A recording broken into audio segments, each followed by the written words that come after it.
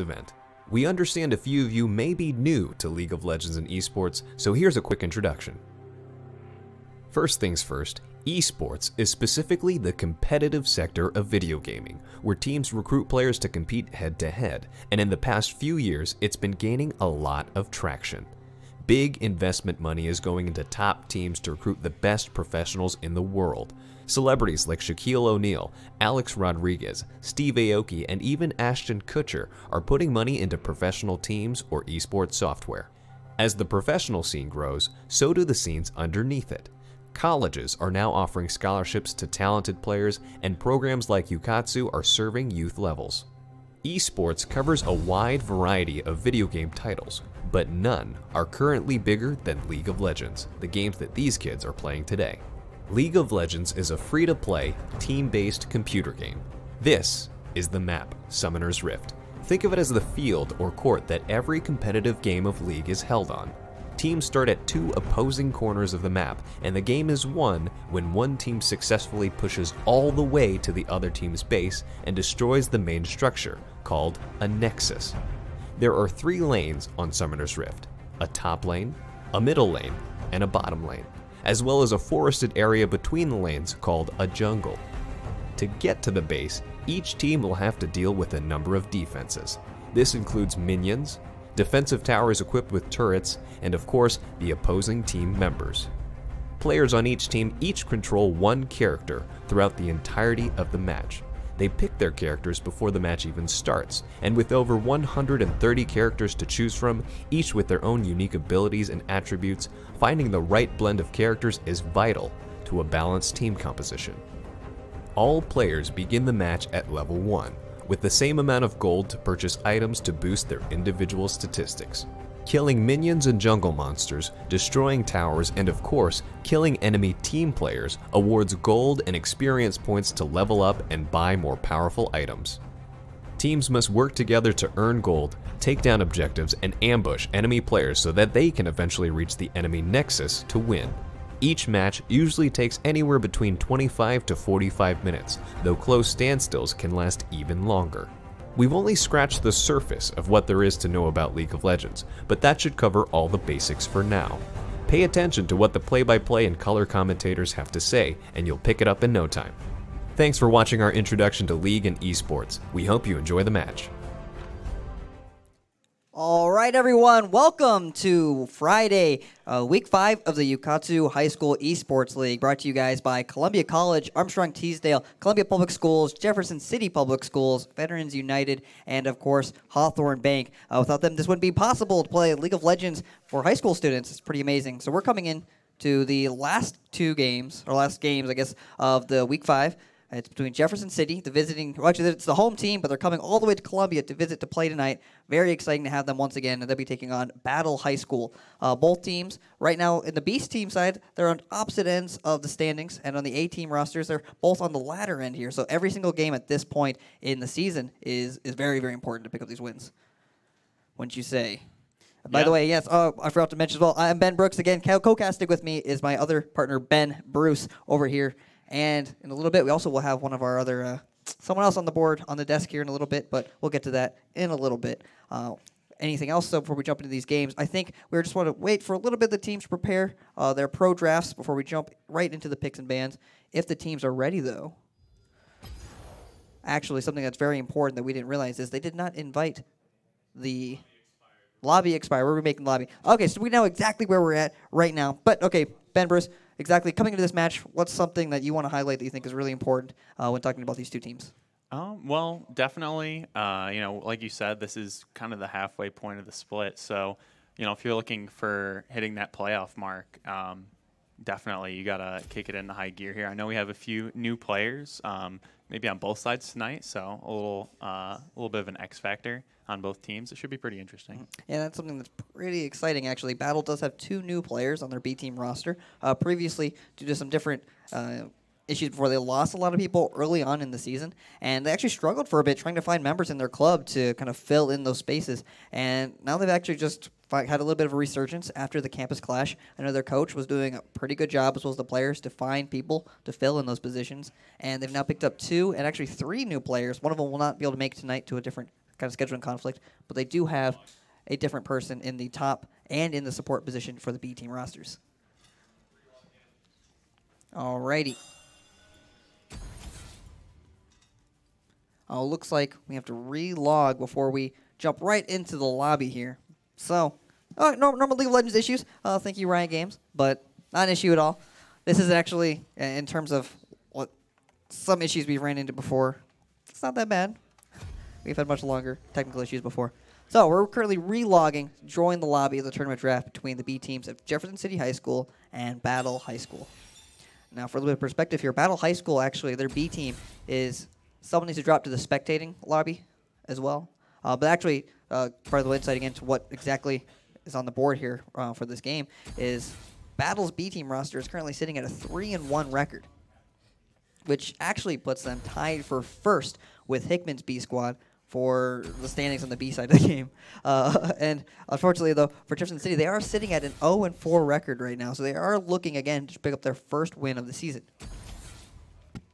And yeah, now this might be one of the chances, though, right here, in the fact that Battle does have 2 new players. So it might end up being maybe some synergy differences, maybe some differences in picks and styles of play. So this is actually a good chance, though, for Jefferson City to pick up that win. And now we're okay. Here we are. We're back. We're in Champion Select right now. And all right, let's get to it. All right, and just to make it clear for the audience and everyone, the teams have both already gone through this phase on their own, so that everyone is able to pick whatever champion they own. They're not restricted by, how many champions are in their champ pool or not. So we see the Blitzcrank ban and the Teemo ban coming through on JC side. Yeah, Jefferson City is on the left side. They will be blue side as the home team. So, I mean, they do get the first ban and the first picks. The red side Battle will get the counter picks. Yeah, the Vigar and the Taric. Taric, something that DJ Rice on the JC side has been playing, picking up a little bit more as a support. Pretty strong champion, definitely for, strong team fighting. And pretty good in lane if you can land the stuns. The Zac ban going over against Jefferson City again as well. Dragon the God played that twice last week.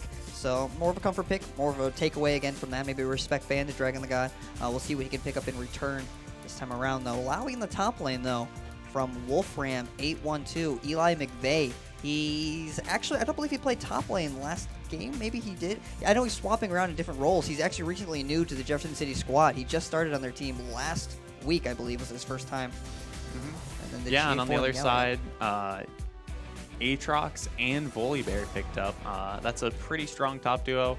But, Jarvan Alawi is not too shabby itself. I'm not really sure how that top lane matchup goes, actually. I don't see it too often, not going to lie. So that'll be an interesting one to watch. Another thing important to note is that Swain went over to Battle on the red side. Usually that's a pretty contested pick, but the red side being able to get it, he's just a very strong team fighting champion. But JC was able to get the Galio as well. So it looks like we're probably going to see some big explosive 5v5 fights coming out in this game.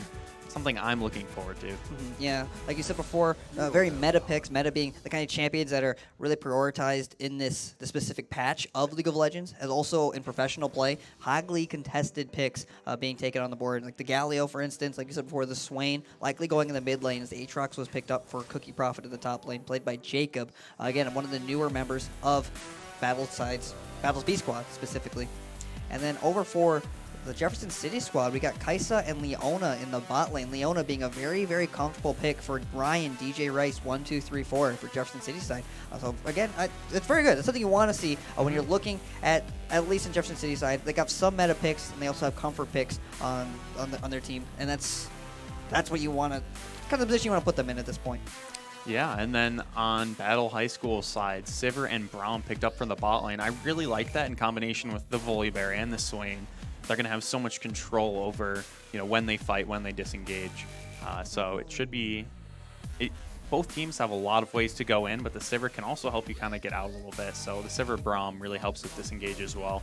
We'll see how the fights play out. Like I said, you catch someone out with a Jarvan, a Leona, a Kaisa, they could just get blown up and your team fights significantly weaker 4v5. So really excited to see how these go. Hopefully the lanes go a little bit even so that we can really get those 5v5s. Yeah, we're going to have to watch, again, Nathaniel Klein in the mid lane for battle. Sir Klein played on the Swain. Very, very meta pick as well. It's a very special day for him. It is actually Nathaniel's 18th birthday today. So I know his parents are here in the crowd. They brought a cake. So happy birthday to Nathaniel. Hope you guys have a great game today. 18, that's a big accomplishment. Good luck to you guys tonight. Good luck to Battle. Good luck to Jefferson City. Thank you guys for, again, driving all the way down here to Columbia, Missouri, of all places, to come and play this match. Again, this is week 5, and after the spectators delay, we'll be hopping on right into this game. And actually, with us today on the desk as well, we've started doing a couple more interviews, as well as bringing on more potential student casters that are trying to learn, get into the business, and give a little bit more insight into their perspective of these games, as well as just their kind of experience with the players. So we actually have Jeffrey Galaxy Fox Mullen, the jungler for the Rockbridge A squad, with us today. Hello, what's up? Hello, Jeffrey. Good to see you tonight. So, looking at these compositions, who are you picking as the favorite? Ooh, I don't know, man. It looks like I really like the bot lane pick for Battle, but I really love the top side of the map for Jeff City. Okay. I think it's a close one. I think Battle's team comp is slightly better and more favor of winning the match. Yeah, definitely. It's probably really reliant on this Galio making plays in the side lanes, right? Because if he's not able to use that ult early, then Swain just is a monster once he starts getting a few items. So I could see that. Hopefully he'll lean towards the top maybe, and that 2v3 Galio showing up with a Jarvan is pretty intimidating. Yeah, I agree with you there. Yeah. Yeah, but again, Voltix 1269. He's been on this B roster now for a while. He's looked more and more comfortable every week around. And I know their roster has switched. Jefferson City's B squad, their roster's changed a lot. Almost every single week they've had a different roster, and it's going to be kind of different. I guess I really, really want to see specifically the mid lane and the jungler duo of Jefferson City maybe rotate together, make some plays around the map, as they're actually also brothers. So it's like also pretty cool to highlight. And now that they've, this is the second game now in a row that they've played together, and maybe they built up a little bit more synergy. We know they play together at home. And I think, like you said before, it's going to be about the top side of the map. Maybe we'll see some ganks from the J4 with the Alawi. We'll see the Galio on top of it. And they do have a pretty good composition in terms of the direction of what their team wants to do. They can lock people down with the J4 ult, with the Leona ult, and then just Alawi ult on top of them with the Galio. They just have a lot of different ultimates that synergize really well together. And if they can get control that Sivir, if they can stop Swain from snowballing ahead, Jefferson City, I think, does have a pretty good chance of being able to take their first win of the season. Yeah, and we're just a few seconds away from the load screen here, so we're going to hop right into game right now. It's going to load up. Now let's get it again. Welcome to the Ukatsu High School Esports League, brought to you by Columbia College, Veterans United, Hawthorne Bank, Armstrong Teasdale, and of course, Columbia Public Schools and Jefferson Public Schools. We're currently loading into the game right now, actually. We're going to switch back to the webcam here in a second, actually. It takes a little bit for the game to load. It's just what happens. It's just, video games. But for the most part, though, again, this is Jeffrey Galaxy Fox Mullen, the jungler for Rockbridge's A squad. Again, you guys had an undefeated streak coming into this week, yeah. And it was unfortunately, broken by Hickman High School. The game did not go well, to say the least. Yeah, I mean, you had two excellent objective steals, though, on your own end in the game. It was pretty exciting to watch. It's again, your jungler's job, right, to control those objectives, especially those neutral ones, and you had two giant steals. Pretty exciting to watch. We're also about to jump right out into this game, though. Ooh.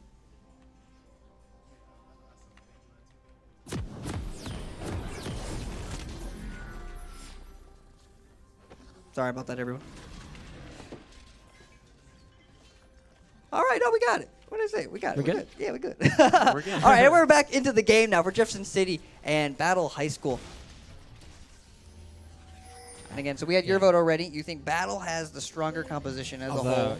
I think Battle does have stronger composition, but if they can take advantage of the early pressure bot lane because of the Kai'Sa and Leona and possibly a roam down from Galio, I feel like shutting down that Sivir ROM early will be so good for the Jefferson City squad.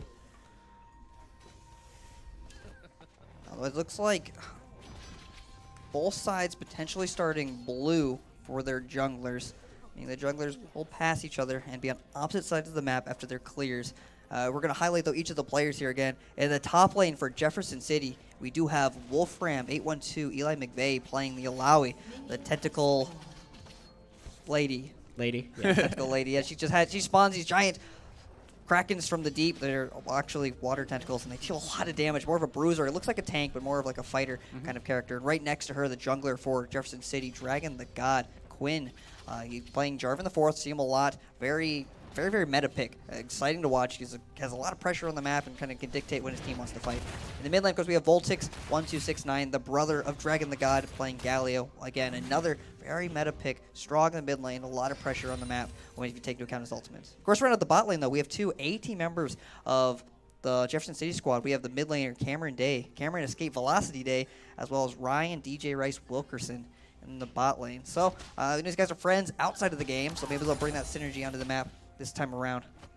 Yeah, and in the top lane for battle side, we have the new top laner Firefront77 playing that Aatrox, and Aatrox is a demon lord who definitely also wants to be fighting people. His ultimate, he just gets huge. He grows in size and attacks super fast, so he kind of wants to drain tank. So the more he does damage, the more he heals. We'll look for that later in the team fights. In the jungle with the Volibear, we've seen this champ a few times. Really scary, can run at you and just pull you into his team. And it looks like he's actually going for an invade. Yeah, I don't know if he's going to go to the red. He might just trail the Raptors. No, he is going to wrap around, and Jarvan is super low for this. He sees him out. Yeah, this is almost a free kill. I don't know if Jarvan has the cooldowns. They're just going to avoid each other here, though, and play it safe. No, he's going to... Oh, no. Flashing over the wall perfectly, and the pause comes through. At the 30-minute mark. Hold on, let's look the HP on that Jarvan there. Yeah, 6 HP. Not really quite sure what the pause is. Just for reference, though, Dragon the God, he was ganked twice early on last week around, invaded both times, and he did get his blue buff stolen right away at the beginning. I'm not really quite sure what the pause is at this point in the game. It's a key binding issue, so that'll be an easy fix. We're going to get right back into it very quickly here. But as we're going through the players again, you know Abdul El Walid, the jungler for Battles B squad. You know who it is, 77. He's been around now for a couple of weeks. He had to sub in eventually when we lost some members of Battle, and now he's really kind of fit into this squad. Of course, with his sister Anusa being on the A-team squad, it's just he seems very happy. He's always smiling. A really great guy. Here he is, though, being kind of a bully here, stealing Dragon the God. Yeah, and a really interesting route. If we look at the minimap, he took his blue, and then he took Gromp and went to invade the enemy jungle. Yeah, which might be some good communication, though, coming up from the battle side, for him to actually know that either Dragon the God was going to start on the blue side and be at his red buff at this time, or it's got to be something, right? There's no other reason to walk in there. All the laners on the map actually delayed showing in lane, so I don't think they had any wards, so no one really had info on this. I think he was just going for the Raptors, hoping they were up and just getting lucky with that invade. Showed up immediately. No. Yeah. On whose side? On Jeff City's side. Oh, okay. Bot lane showed up immediately and started pushing the wave. Oh no, they showed up late because Kaisa queued and they were only like 100 HP. They were right by the Dragon Pit at 130. I think it was a little. It was pretty close. Yeah, they both delayed a little bit, but maybe just a little bit of just guesswork going on here. Volibear definitely can stay a lot healthier in the jungle. Jarvan has been nerfed. He lost a little bit of armor, and it actually hurts quite a lot on your first clear. And so we do know the players are back in game and they're playing, so we're just waiting for the 3-minute delay to catch back up to them. Apparently it was a key binding issue, meaning someone who they just didn't really have their keys on the right. I don't know how that happens. Coming into this game, maybe it's the pressure. That's why you only have 30 minutes of pause in these professional kind of games, these professional settings. You can't just pause forever and pause whenever you want. But essentially, yeah, someone didn't have their keys on the right abilities. The right buttons on the keyboard. Yeah, so at least they paused it early on. It wasn't in the middle of the game. It wasn't any technical issues. The Volibear's pathing was really weird, but gotta admit, when he showed up down there, I'm like, if that were me, I would have flashed and like immediately, right? Because you probably don't have any spells. You're probably just using your EQ to farm the wave or I would have the red buff. He would have died. Yeah, definitely.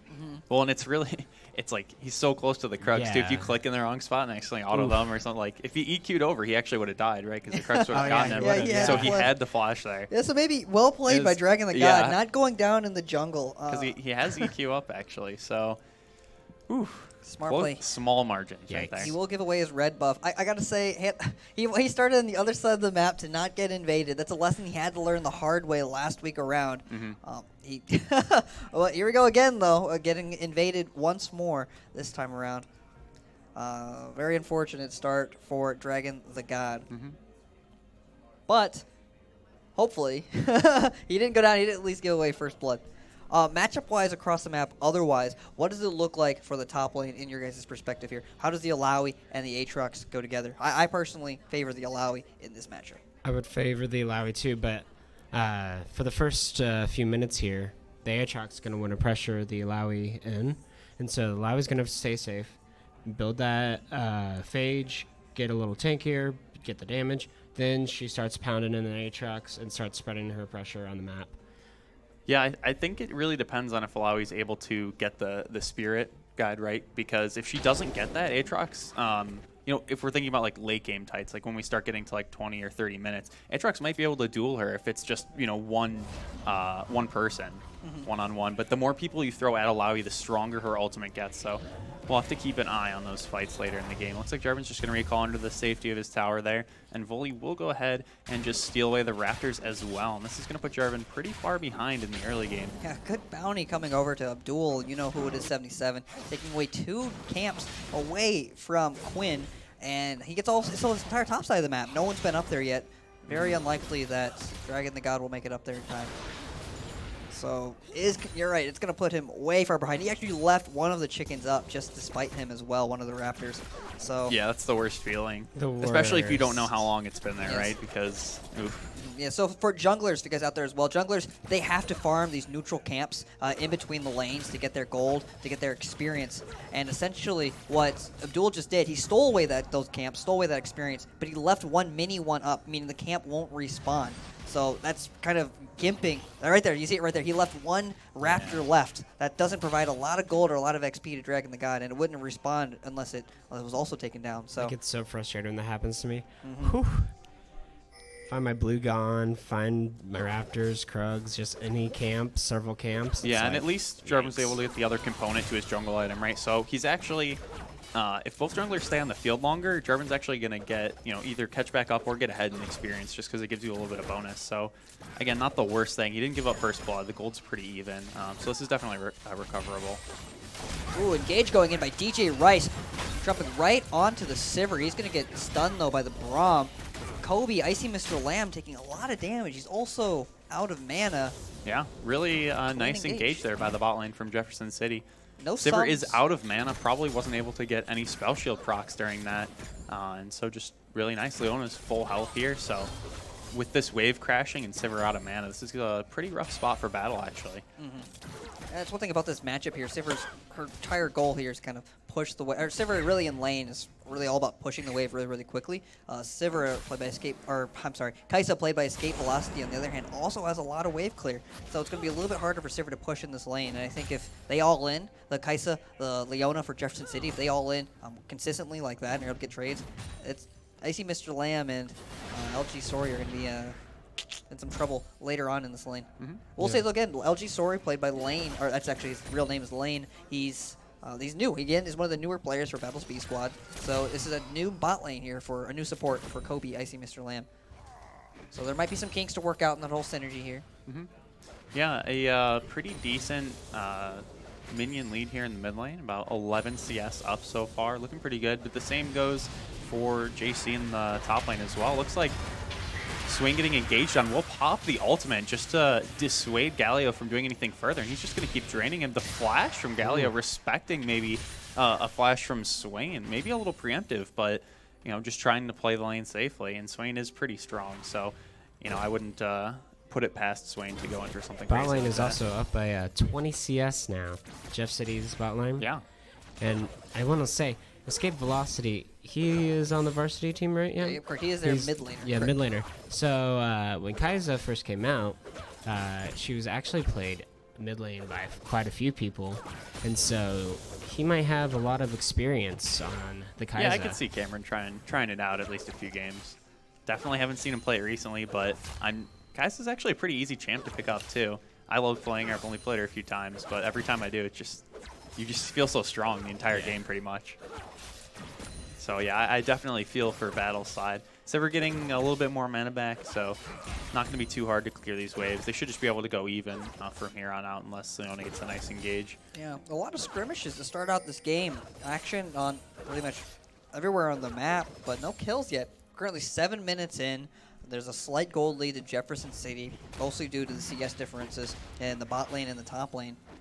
And it's pretty slow, so that's kind of a good thing. And maybe that just might be, we haven't seen too many ganks coming out from the junglers. Abdul, you know who it is, 77. He actually was primarily a top laner. This is his first time actually playing jungle here, I believe. Or maybe he played jungle in one of the other games, but for the most part, I know he's been the top laner for Battle High School. So I actually don't really know what his jungle experience is like. Yeah, his debut game then. We'll have to keep an eye on him and see how he performs. Swain getting some nice harass off, but again, it's against a Galio, so he's just looking to get some tankier items. Looks like Volibear possibly posturing for this dragon, but he is getting kind of surrounded. They do see him taking that ward, so... Okay. Yeah, JC's bot lane getting caught out. The stun will go through on Kai'Sa. One more auto. There it is, but no ward in the bush. They can't see him yet.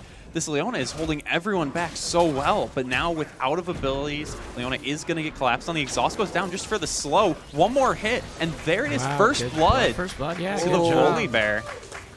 Yeah, just a little overextended. Galio had ult there, so maybe they could have turned it around, but Jefferson City just getting a little caught off guard, maybe getting a little too cocky, going for that 2v3 there. There's the support, though. Ryan Wilkerson, DJ Rice, dying for his 80 carry sins there. Really kind of slowing up, really slowing them down. It took the exhaust and it really just took the exhaust to slow him down.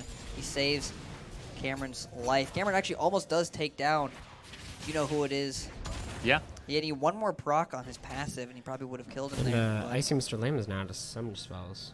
Or at least he was. Yeah. Either way, though, first blood, though, going over to Battle High School. Goldie now actually even. Yeah, actually dead even right now due to that first blood kill going over to the jungler for Battle High School. Mm-hmm. Yeah, both teams kind of posturing around the spot lane still. Maybe looking to make a play. The Jarvan is hanging around even though his camps are up. So, yeah, okay, he's going to go back and just look to hit level 6 now.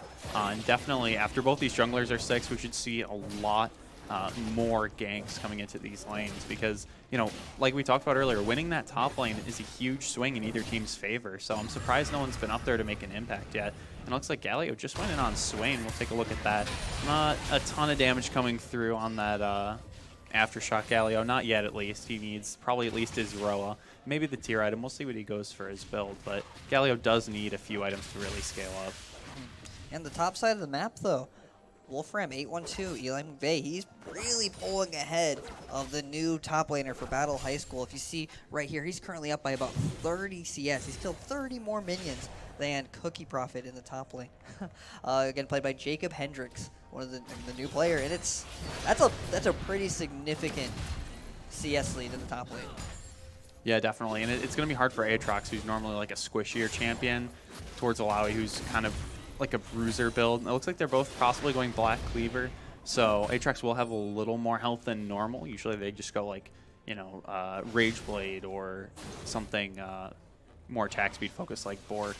But we'll see what his build turns into as this game develops. Black Cleaver's not a bad option. It's just usually not your typical first item. I think we might be seeing a gank in the mid lane coming out. We see Abdul El-Walid coming into the mid lane. You find the gank on Trent. Voltix. Yeah, nice taunt there. Volley was just in turret range too, so that's going to dissuade them from pushing the dive any farther forward. Yep, no both kill. of them going to get out. No summoner spells burned, so just kind of, again, just everyone getting out with their lives. Probably Aftershock coming in a little bit clutch there for Galio, who will have to base, though. He does have teleport and ultimate, and Jarvan is in the area, so this dragon might be a little bit risky. We'll have to see if they go for it. It looks like they might. Volibear's just hanging around in the pit. They're not really sure whether they want to start it or not. They know Jarvan's probably in the area, so they don't want to make anything too aggressive yet. And Swain's recalling, yeah, I would not have gone for that dragon. Good call from Battle. They actually have TP advantage. If they do want to go try to do something. Yeah, just for about a minute further. And it looks like JC's just going to force the issue here. they're going to go ahead and just start up the Dragon. Volibear kind of hanging around the edge of this, but he doesn't have the support of his team yet. Swain TPing in on the boss side of the map. It looks like we're going to see a fight break out here. Jarvan going in and then ulting backwards. The Dragon is so low, and it does get smited, but the fight is breaking out. Swain is zoning everyone with that ultimate, but his teammates are going down, and he's going to get stunned up now. Everyone running back. Galio going right back in onto the Swain, but his team's not backing up. He'll have to flash out. Jefferson City coming away with a huge victory there. 4 members of them really, really low. They pick up the Dragon and 2 kills going to the mid laner. And, wow, and the jungler there. Oh, and Alawi just killed Airtruck's top lane. And they pick up another kill in the top lane.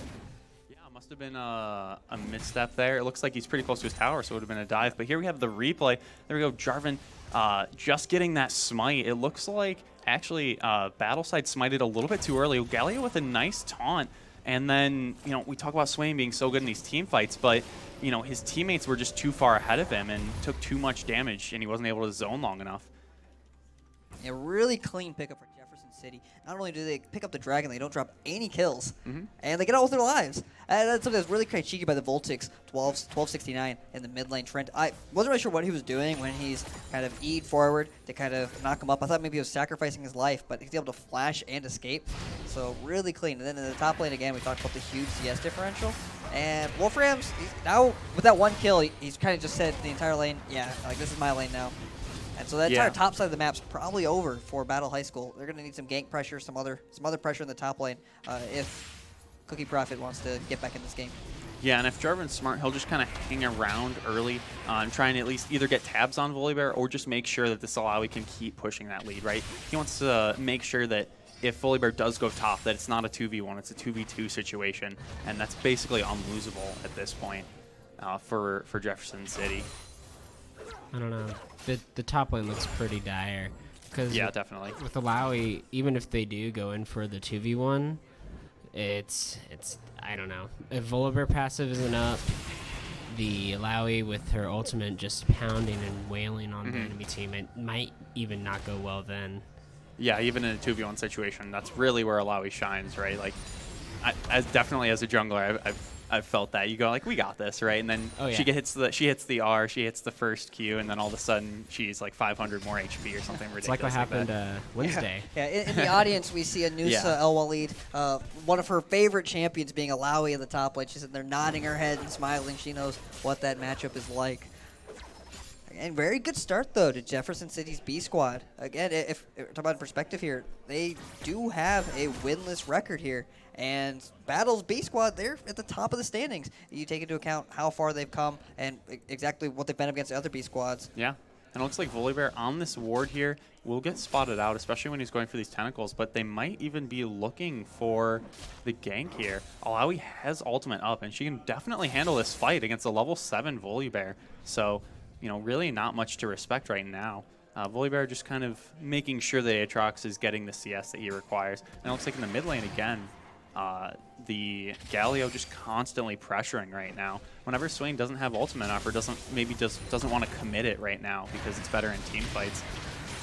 And every time Galio has Aftershock up, he should just be going in and getting the harass down. Not only does the Alawi have a kill on top of the Aatrox, but he almost has 60 CS. Yeah, it's looking pretty good. After they get the next recall off, he actually has his Black Cleaver finished already, but let's see how much money he has in his pockets there. Another 1,000, but it looks like Jarvan ganking the bot lane, catching Icy Mr. Lamb out, and Leona stunning up the Braum. The E will go down, and he will just get out. Oh my gosh, I think if Kaisa just missing the W there, that could have been the execute, because she did have the passive stacks on Braum still. And he's just going to have to give up this tower. I don't know if he'll be able to stay under it with Leona there. They will just hard engage. And really nice play made by Jefferson City. It's very exciting to see. Again, Quinn, Dragon the God, again, going down early, almost dying, losing his red buff and his chickens at the beginning of the game. He's now participated in 75% of these kills, and he's the one making the plays all over the map. He secured the Dragon, started that fight. He found another gank down the bot lane. And we're seeing a lot more pressure on this top side of the map. If we're taking into account exactly, their bot lane is the A team members of Jefferson City. They're the ones subbing down. These are like the true B team members right now who are stepping up, and that's really, really exciting and encouraging to see. Yeah, again, Galio just going in every time Aftershock's up. Really good. And with that Catalyst, too, he's just actually going to keep healing and getting more mana every time he fights. So he is out of mana now, and he'll probably base here and finish that Abyssal Mask. But Galio doing his job here. He probably could be influencing the side lanes even more. He's choosing to just stay and fight Swain, but you know, he might be able to even snowball these winning side lanes even harder and get this game closed out fast. Something interesting to note, too, escape velocity on the Kaisa is going for the Death Stance build, so we'll probably look and see if his next item is either Nashers or Jinsu's. That's usually pretty common there. It's also common to pick up the pickaxe first, so that you complete the Q upgrade immediately, because that's a really big spike in Kaisa's doubles power. the rockets in your Acathian Rain. I love the name of that ability, by the way. Acathian Rain, it sounds so cool. But again, exactly what you said before, Judge City, they can close this game out really, really quickly. I'm very excited to see. Now, here's the ultimate that we're talking about coming out from Wolfram 8-1-2. In the 2v1 situation, he's just continuing to heal. He just bullies them out. Yeah, not much they could have done there. I think Aatrox's jump might have been on cooldown, but the Galio ult coming out, I'm not really sure. It might have been a misclick. Yeah, not too sure about that one.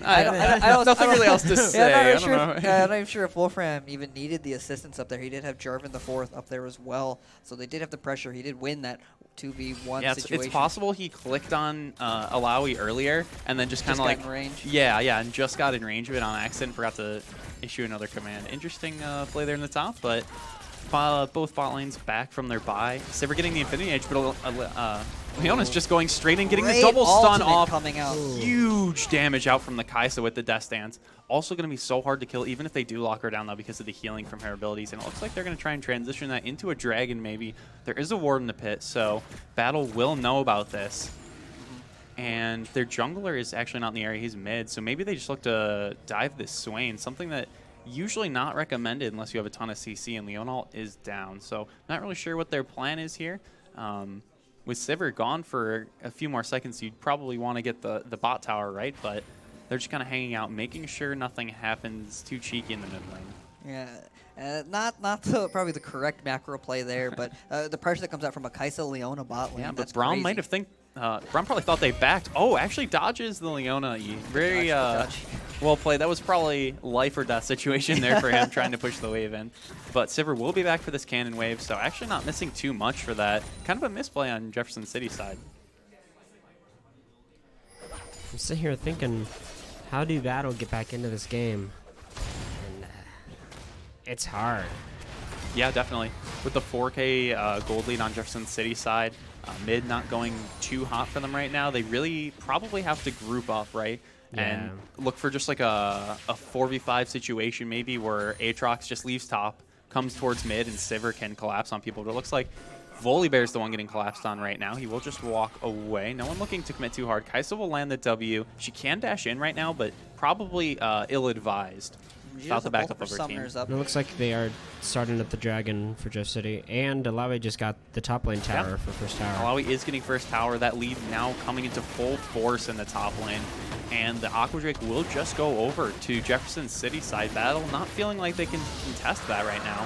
Just two Aqua Drakes going over to Jefferson City. Now, those are the ones that, again, when a neutral objective like a Drake or a Baron is taken, it does grant a buff to the entirety of the team. Leona going in again in this bot lane. Sivir not spell shielding. The ult will probably just get doped here. No, one auto away. Yeah. Great job, though, by Escape Velocity to will position go for himself. the snipe? Doesn't land it. No. Yeah, great job, though, by Escape Velocity positioning himself outside of the Braum Shield. So the Braum Shield blocks all the damage in one direction. He does a great job moving outside of it to deal damage. And it looks like Volibear might be moving in towards the spot lane now, knowing that the ults are down. They are playing very aggressive, and he should have been spotted by that ward. It looks like they are backing off. Yeah. So they do have vision of Volibear in the river. Just kind of staying close, just enough to bait him in. And Jarvan is roaming down now to make it a 3v3. And again, remember, Galio does have that ultimate, is fighting Swain currently, but can always just respond to it if a fight breaks out in the bot lane. All this action looks like they're going to engage right here. onto Swain. No, doesn't hit the EQ. Volibear's in the area now. Both teams just playing chicken here. Yep. No one really wants to commit to a full fight except this bot lane. Honestly, Jeff City should, because the longer this game goes out, the stronger Battle's B team will build up gold, build up items. And honestly, I prefer Battle's team comp later in the game. Yeah, yeah, definitely. Like I said, in pregame. They have a lot more options to disengage, right? You know, Jefferson City side really only can go forward. And so with the Sivir and the Braum, you can go forward or backward pretty easily. So, yeah, you're right. I do like this if they get out of lane phase, like a little bit even. 100 CS deficit now in that top lane, though. That's really the hardest part to come back That's from. probably the most unfortunate part about this composition right now for Jefferson, or for Battle specifically, is that because of how far ahead Eli is in the top lane, they've got themselves more of a split push composition now. You're right. Swain getting collapsed on will flash out of the Cataclysm. Leonal going a little bit wide, flashing for the stun. Can his team react in time? Galio coming in with the ult finally, but now Swain's going to get under that tower. A little slow on the trigger there, but again, going on in the top lane, Alawi in this 1v2 situation, the ult does shred through the Bully Bear. Aatrox just getting the passive off in time, but I don't know if that's going to be enough health to keep him alive here. Tentacles coming down, 200 HP on him, just barely surviving, but that tower will go down on the next minion wave, and no one's able to withstand it. And again, in the bot lane, Leona going right in again. Every time that ult is off cooldown, he is engaging on them and just chunking out Icy Mr. Lamb on the Sivir. Just going in, Cameron diving the tower. One more auto will do it. The Braum ult comes down. One more auto to the stun. Not going to get caught under tower, though. So close. This Leona is a there very to back him different up. team. Very different Jefferson City than we're used to seeing, making proactive plays all over the map. And it's a little reminiscent of Dark Quacker from Hickman High School over there, 1v2ing in the top lane. And that's the kind of pressure that Jefferson City just wants. Because of that, they can dictate wherever they want to on the other side of the map. Yeah, this is the week of top laners, I guess. Week 5 coming in. Definitely. Definitely did feel Michael's wrath. Yeah, unfortunately, Galaxy Fox on the receiving end of the top lane, but it happens, right? You win some, you lose some. I mean, that was absurd, though. Yeah, no, Fiora is pretty insane. And so is this Alawi in this game, too. Going Death's Dance, second item. Actually, third item. So many items already. Nash's? 2 completed. And, oh, no. Okay, yeah, let's look at the build for Kaisa. Actually going for the Static Shiv. Yeah, so I'm curious to see if he builds any crit now, and it looks like, again, they're trying to push down this bottom lane tower. They keep diving it. They say, hey, we've got enough kills. Let's finally get the objective that we're here for. And they're actually running out of creeps. And now Sivir too far up. Cameron is just going to keep running him down. One more auto will get a big proc off on that execute. Braum comes in just in time, though, and it looks like Jarvan is here on the flank as well. They don't see him yet. They just spotted him on that ward. Will be able to back off in time. No, Kaisa gets the dash in, and the Q will finish him off. Really well played, but you know, you'd have to wonder if Kaisa had the pickaxe. Yeah, if Kaisa had the pickaxe, definitely would have to kill before. We're going to have to tell Cameron later on a better optimization for his items. Yeah, like I was saying before that fight broke out, I'm really interested to see if he goes crit at this point, because Static Shiv really works a lot better with those crit items. Looks like Galio's roaming over now, maybe looking to make a play in the battle jungle here. No, they're just taking away all of the camps, the blue buff as well. And that's really going to start snowballing this in terms of Jefferson City. Yeah, that's the thing. They have a commanding lead right now. They're currently by about 8,000, 7,000 gold, 7 kills, and 2 dragons. Of their macro play, macro decision-making here is kind of off. I wouldn't say they're making the most optimal rotations. We finally do see 2 members here grouping for that low-mid tower. See 3 members in the bot lane. No one in the top lane. They do have a wave crashing. But likely, if they're able to really force these objectives here in the next 5-10 minutes or so, they're going to close out this game.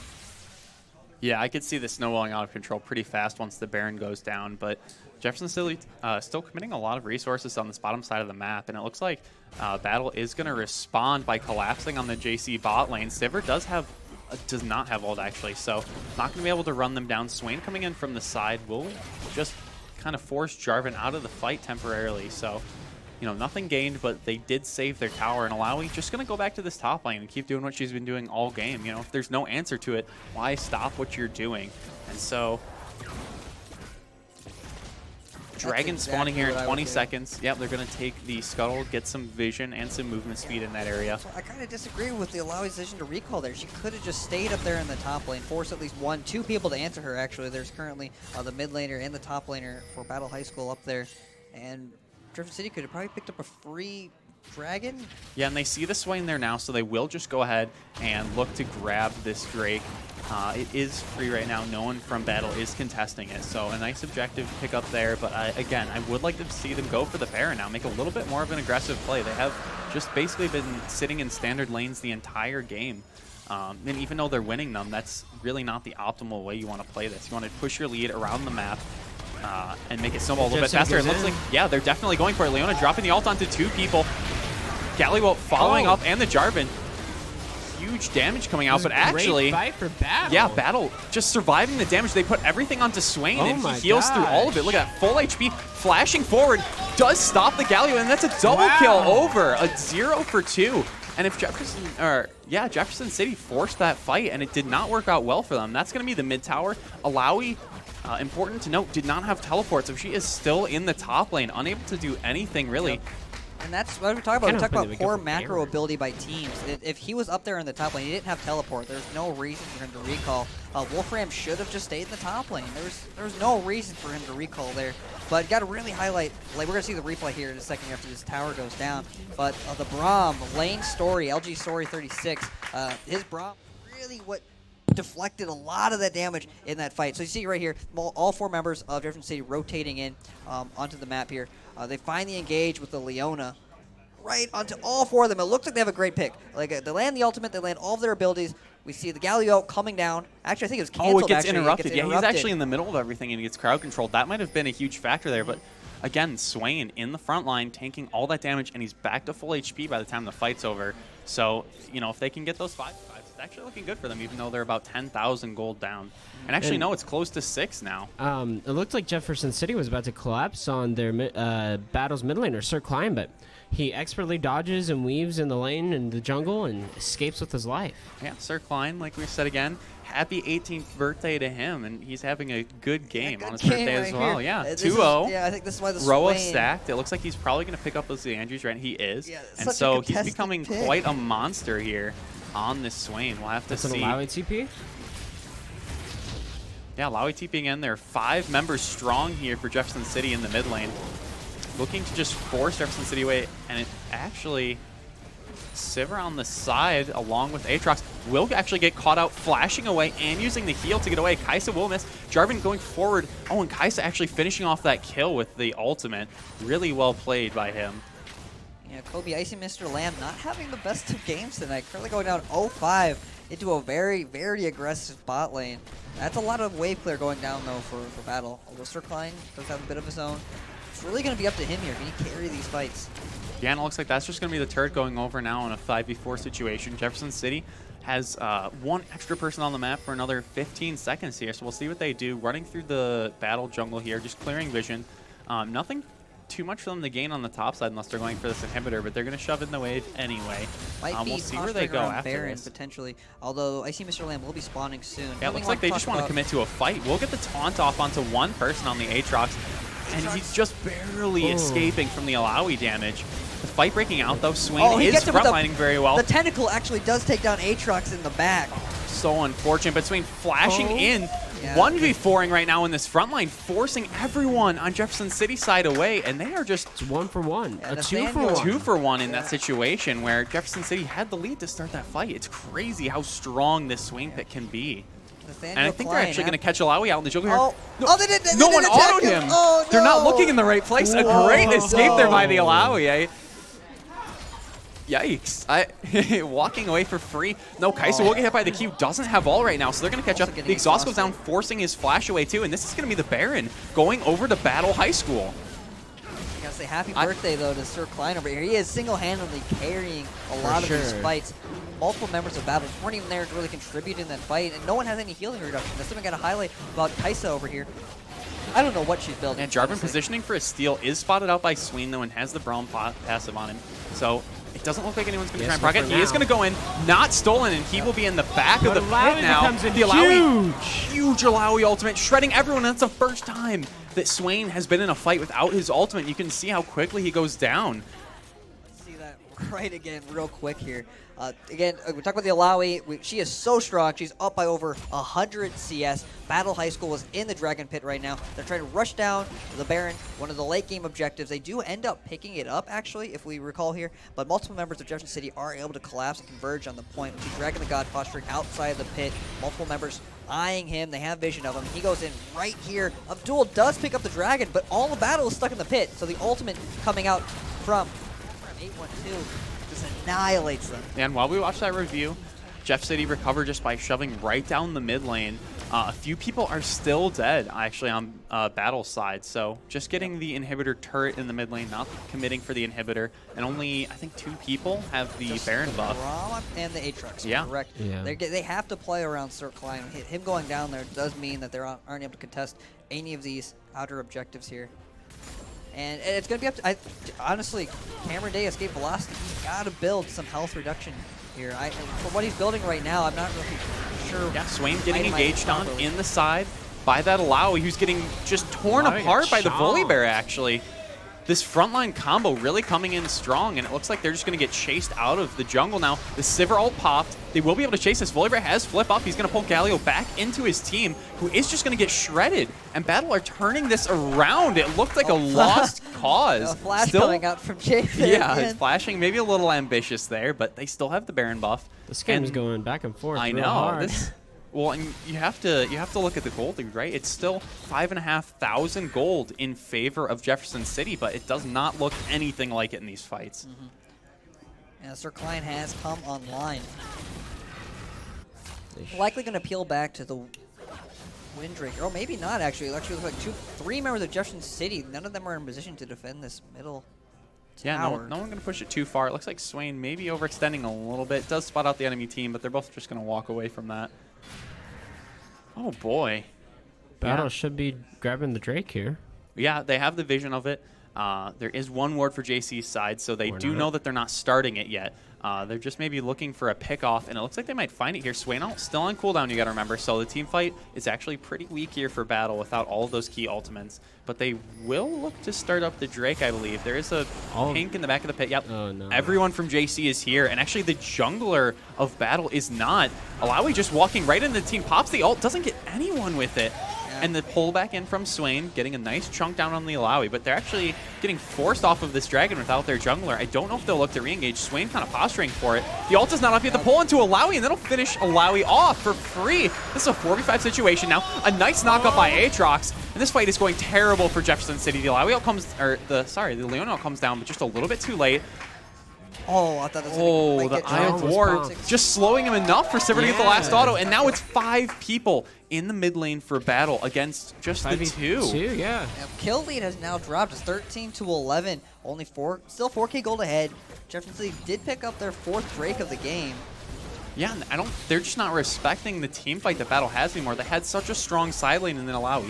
Still 140 CS up, but it does not look like it. And Cameron getting pulled in, uses his stopwatch, but that's just going to delay the inevitable. No, does he escape gets the out with the invisibility. invisibility. There's that Yeah, static shiv coming the through for you there. itemization coming Unable in to finish him just off. enough for the But invisibility.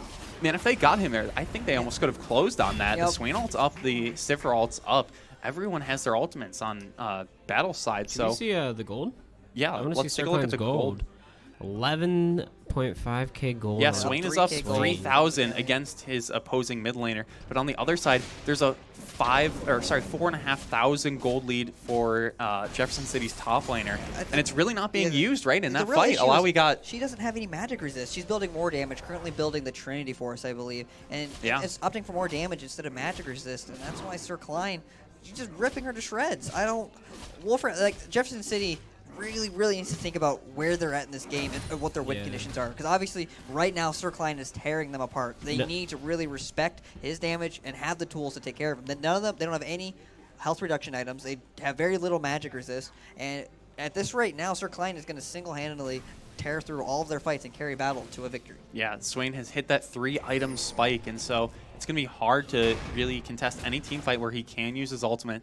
So, I mean, if we're talking about win conditions here for Jefferson City's side, they need to just slow down and think, okay, hey, our top laner is still significantly further ahead, and we probably need to keep Alawi in the side lane, maybe Galio in the mid lane so that he can respond with the ultimate, but we need to keep Battle split up. They cannot group as they are right now in the mid lane and just keep looking for these fights, because the 5v5s are not going their way, even with a lead, right? And that lead is shrinking. Looks like Battle's gonna try to come top lane, see if they can get that first top lane tower, maybe collapse on the Alawi. Yeah, they're looking for the collapse. They're actually not going for the minion wave. Swain is going to grab it now. It's going to take a while for that to hit this top lane tower. Baron is up in 1:25 too. So we'll have to see what the teams decide to do in the next minute. Meanwhile, Jefferson City's bot lane is just pushing down the mid lane. No one to stop them except for Volibear just backed. And, you know, Battle's just playing very defensive around this Baron pit, maybe getting some nice vision. Looking for a collapse. Leona is pretty close to them. Yeah, both teams just kind of posturing in the mid lane. No one looking to commit to a fight. Gotta say, the really, really great performance though coming out from the new support for Battle B Squad. Lane Story, LG Story, 36, 0-1-10, 10 out of 11 kill participation. You know, over 90%. That's really, 91% really good look. KP is very good, especially on supports. You know, supports like Braum or like the tanky engaged supports, you definitely want a high kill participation. It shows that you're really utilizing your kit to its full potential. Meanwhile, you know, DJ Rice only having about half that. So, you know, maybe the engages he's picking are too risky. Yeah, almost? too ambitious, too and it's not turning out for his team. Yeah, definitely, it's really all been about DJ Rice. So he's the one picking a lot of these fights. We've seen him flash multiple times forward to get stuns. But again, like you said before, if the Lowy's not there to ult on top of them, if they don't have a way to lock them down, that's where a lot of their damage is right now. Escape Velocity Kaisa really has only a lot of single target damage. So it's going to be more about the Voltix, more about the Wolfram to lock them down and to let Cameron tear through them all. That is something true, though. Like the 80 carry for Jefferson City is very, very strong compared to Icy Mr. Lamb. Yeah, but I don't know anymore. Sivir is at like 2.5 items right now, and that's going to shred through a grouped up team. So I actually really like this draft by Battle. Now that they're hitting this late game point, it's really showing. And Jefferson City on the wrong side of the Baron pit right now. They're actually on Battle's jungle, just kind of posturing for the Baron. It looks like a turret's going to go down in the bot lane. Jefferson City have a massive wave pushing for them in the bot lane. So the longer this stalls, the better it is. Battle really need to force a team fight. They are grouping up in this choke point, and here it is. A huge ult, a massive Alawi ult, and the Galio getting a 4-man knockup super on the Alawi, who's still alive, shredding everyone from Battle. Swain is coming in now, but it might be too late. He is going to get stunned up and just taken down at the last second. Aatrox, the last one alive, is going to get taunted up, and it's only the mid laner and the support left for Jefferson City. The Aatrox is too strong at this point. He'll get the kill, and it's a 4-for-4 explosive team fight. So hard to keep track of. There's a lot of minions on their top side of the Yeah, map. but again, if you look at the bottom side, and like we said, if no one responds to this tower is going to go down for free. But let's take a look at that replay. I'd like to see what happened in that fight again. That was so confusing. Yeah, I know. That's what you want to see from both of these compositions. Stuck in this choke. Both of them they have so many AoE abilities. We see the Leona ult coming down, the Galio ult coming down, knocking them up, the Alawi ult on top of that, and the Swain the entire time. Yeah, is also 1v1ing Kaisa, zoning exactly. Kaisa from the fight the entire time. If we see Jacob Hendricks in the backline, he actually disengaged from that entire fight, and right when all of his teammates die, he jumps in. Takes out the I believe it was the jungler, no, the mid laner of Jefferson City. Yeah, but look at this. With the inhibitor down, actually Jefferson City lost a Nexus tower during that trade too. At the same time, the minions took Battle's bot lane tower for their inhib, yeah. Correct.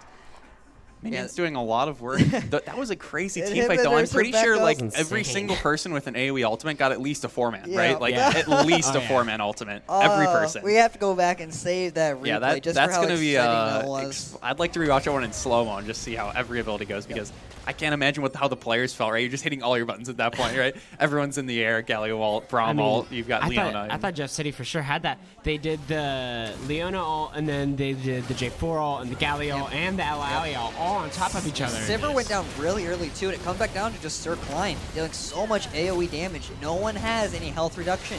Whoever's watching this game for Jefferson City side, you guys need to tell your teammates after this game, understand your win conditions. you need health reduction, or Sir Klein just going to keep tearing through everyone. It looks like they traded.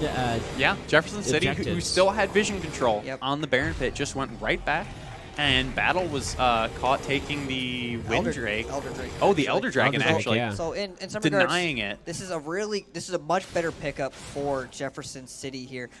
Baron and we're going to allow them to push a little bit better here, as long as I think they should go back to the split pushing. And the Elder Drake doesn't do as much for Battle as it would for Jefferson City. Like you said before, it's more denying them. They do have 4 Drakes. Elder Drake does amplify all of those dragon effects. Oh, and Jarvan just running into 4 people. Not sure that they're there. A really nice EQ over the long part of the wall, but, Volibear on the other side of that flips him right back into the team, and now we have a 4v5 situation. And when we're talking about that objective trade, I actually think that was beneficial for Battle, because if Jefferson City gets that, it's so powerful. And it's really coming down to these team fights, right? No one's getting a nice siege off, so the Baron's not going to help you too much. Again, here's a fight. Leona stepping too far forward, gets hooked into the team. Alawi flashing forward and getting the ult off. Huge healing coming through, but Swain zoning everyone else out of the fight. And that's another pickup, actually a 1-for-1 trade with Volibear and Braum going down now. So, you know, 3 people on each team on the map. Yeah. 2 for 2? It is going back and forth right now. Honestly, crazy team fights. It may look like Jeff City is up on gold by 7K, but at this point in the game, once you get to that 70-ish thousand gold mark, it doesn't really matter who's ahead. It's just who comes down to who wins the team fight, who wins the battles. Well, also, I mean, we've seen that battles winning team fights from 10 to 12,000 gold behind. So what's 7 to them, really? With this dragon, they're so much stronger. The Elder Dragon is going to run out in about a minute here. And Nathaniel just picked up his 4th item as well, the Zonias. And again, that's where a lot of their AoE damage is coming from here. Yeah, popping that Zonius towards the end of his ultimate will allow him to heal up significantly more while his other abilities are on cooldown. So I really like that pickup. A lot of AD on the enemy team as well.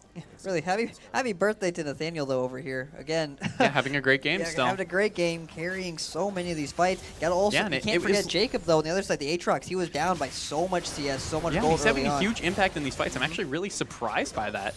You know, usually your Aatrox sits in a side lane and just dies without ever proccing his passive the whole game, but you know, this Aatrox is different than my solo queue, at least. Yeah, he's grouping with the team. He's getting some nice knockups off towards the end of the fights. Really well played by him. Yeah, very exciting for Battle. 2 new players really stepping up. So for Jefferson City, this is probably the best look that we have seen from Jefferson City yet. Yeah, for sure. And so I'm wondering if this is, you know, with no neutral objectives up right now, what are these teams looking to do, right? Alawi's going for that side lane. She still does have a lead. She's actually 6 items right now at 43 minutes. No magic resist, a full though. 2, Again, actually no 3 items. resist. If we take a look, Aatrox, no boots yet. Yeah, no boots on the top lane. This is the second time Battle's B team has not built boots. Yeah, Volibear going too far forward is going to get knocked up quite a few times there. Alawi doesn't have teleport, though. Sivir going down super early in this fight. That could be huge. It looks like the Aatrox is trying to dive into the back lane. Will get his passive procced. Galio getting huge damage down. And Swain dying as well. Kaisa just shredding everyone now that she's not getting zoned by the Swain. The ult will land. He'll follow forward. And that is the kill onto Aatrox. A huge fight and maybe a misstep there. That's what I gotta say by positioning. That was all Kaisa there. Great positioning. Not getting caught outside of Circline's abilities. And Alawi wasn't even in that fight. Yeah, I think it was Volibear just going for a flip on someone. It had worked so many times before, but the Leona getting pulled into the team really didn't do a lot there, and he was able to reply with the CC of his own. And it looks like Jefferson City's able to just go for the win here. They're focusing the inhibitor, but... And they're kind of split objectives here. It looks like they let their support know, hey, we can just win this game instead. And actually, this looks like it's going to be the first win going over to Jefferson City's B squad. 23 to 18. Really good team fighting all around. Yeah. Multiple members of the win does go over to Jefferson City High School. Their first win on the board. They are now in the standings with a victory. Very exciting for them. And wow, this game was just full of crazy team fighting. That last fight, they didn't even have their strongest member. That's something. Alawi didn't build any magic resist that entire game. They had no healing reduction. Like you guys were saying before, Battle having a stronger comp later on. If they didn't have a fight like that right there, they probably were going to lose that game. They were not itemizing at all to their win conditions here, but with great positioning, better team fighting right there at the end, they were able to just walk it down mid and take their first win of the season. Honestly, like you said, that 6-item Kaisa finally getting to do something in the fight. Every fight had been Swain just in her face zoning, and finally, when he's able to get full channels of his Q off and just constant auto people, it's a ton of damage coming through. And yeah, really well played in the final team fight. And maybe Battle just being a little bit too ambitious for the final pick there. Yeah, I was very happy to see on the other side of the room right now, all the members of Jefferson City, they're happy, they're hugging each other. First win of the season on either team, yeah. Very exciting to see. And again, we're going to see many of the same members again playing on the A team now up against Battle. Their records are relatively close with a win right here for Jefferson City. They're going to put themselves in position to actually tie themselves with Battle. Battle hasn't actually taken any other win other than Jeff City. So if Jefferson City wins here in the A-Team game, they'll actually be tied with Battle on the A-Team rosters. Yeah, so we'll have to see how that goes. But yeah, I'm still kind of shaken up. But this game had so many highlight moments. All the team fighting was very, very exciting to watch. But we're going to set up the stage, though, for the A-team games here in a little bit. So don't click away from your browsers. We're going to be right back in about 15 to 20 minutes. Thanks for having me. Yeah, of course. Thank you again, thanks for Jeffrey joining Galaxy us. Fox Bullet. Appreciate it. I'll let you know exactly. I forgot what I was going to say here. Who will Mostly be just joining excited- us next game if Yeah. it's you or I think your I think teammates, Justin's going to try to handle this next game against All their right. varsity members. Yeah. Sounds good. Yeah, again, great games this week. Good luck next week. And we'll be back in about 15 minutes or so. All right. All right, and we're back here. Right now, I'm with actually Justin, Kill, Excel, Zhang from the Rockbridge High School A mid laner here. Currently, the teams are doing their pro draft right now, so they're figuring out what teams they want to pick and what teams they want to ban, or what characters they want to ban specifically. And for the most part here, we got one of the other members here from one of the other two high schools. They're not even playing today, but a lot of Rockbridge players come out here after school, and when they know they have a match, and they like to come out here and scout the other teams.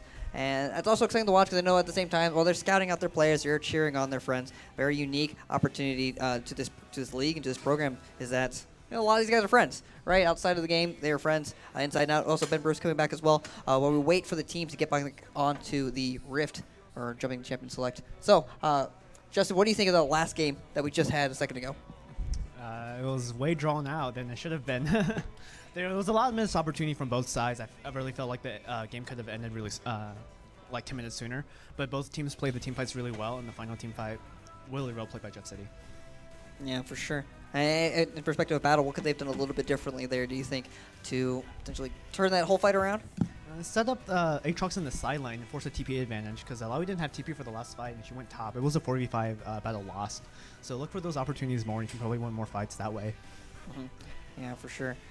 And well, the exciting part is, though, that is Jefferson City's first win on the board. And kind of coming into this game here, Jefferson City A-team, they're sitting at an 0-4 record, currently up against Battle's 1-3 record. And so, essentially, though, if they take this game here, they'll be tied, especially in the head-to-head. Battle had the win over Jefferson City during Week 2. So if Jefferson City does take the win here, they will be tied in a 1-3 matchup here. And they'll have to wait for the, I guess, in the last round robin to finally decide who's above who in the standings. Similar to what Rockbridge and Hickman is at right now, both Ben Bruce being the coach of Hickman and, of course, team player for Rockbridge. You guys are looking ahead to that tiebreaker a couple weeks from now. Oh, yeah, definitely. It's going to be a good game. Yeah, for sure. Yeah, either way, it's not over yet, though, after, of course, the third round robin completes itself. All of these matches right now are kind of deciding what the seeding and what the standings will look like for playoffs specifically. That's how, essentially, where they'll be at in the bracket. And we're hoping that, as well, one of the B teams, if not all the B teams, will also be participating in the postseason and kind of get to see the matchup there as well. We get to see some B teams against other A teams, of course, other B teams against other B teams. And I'm personally very excited. We're about halfway through this season, and I know some people are even looking towards next year. We've talked a lot about doing the interest meetings at all of the high schools, trying to get more people, new freshmen, interested, signing up for classes, or signing up for the club, I guess, for next year. And I'm very excited. Do you think your club's going to be, as a senior, or do you feel like your club's going to be in good hands for the next generation next year? I think so.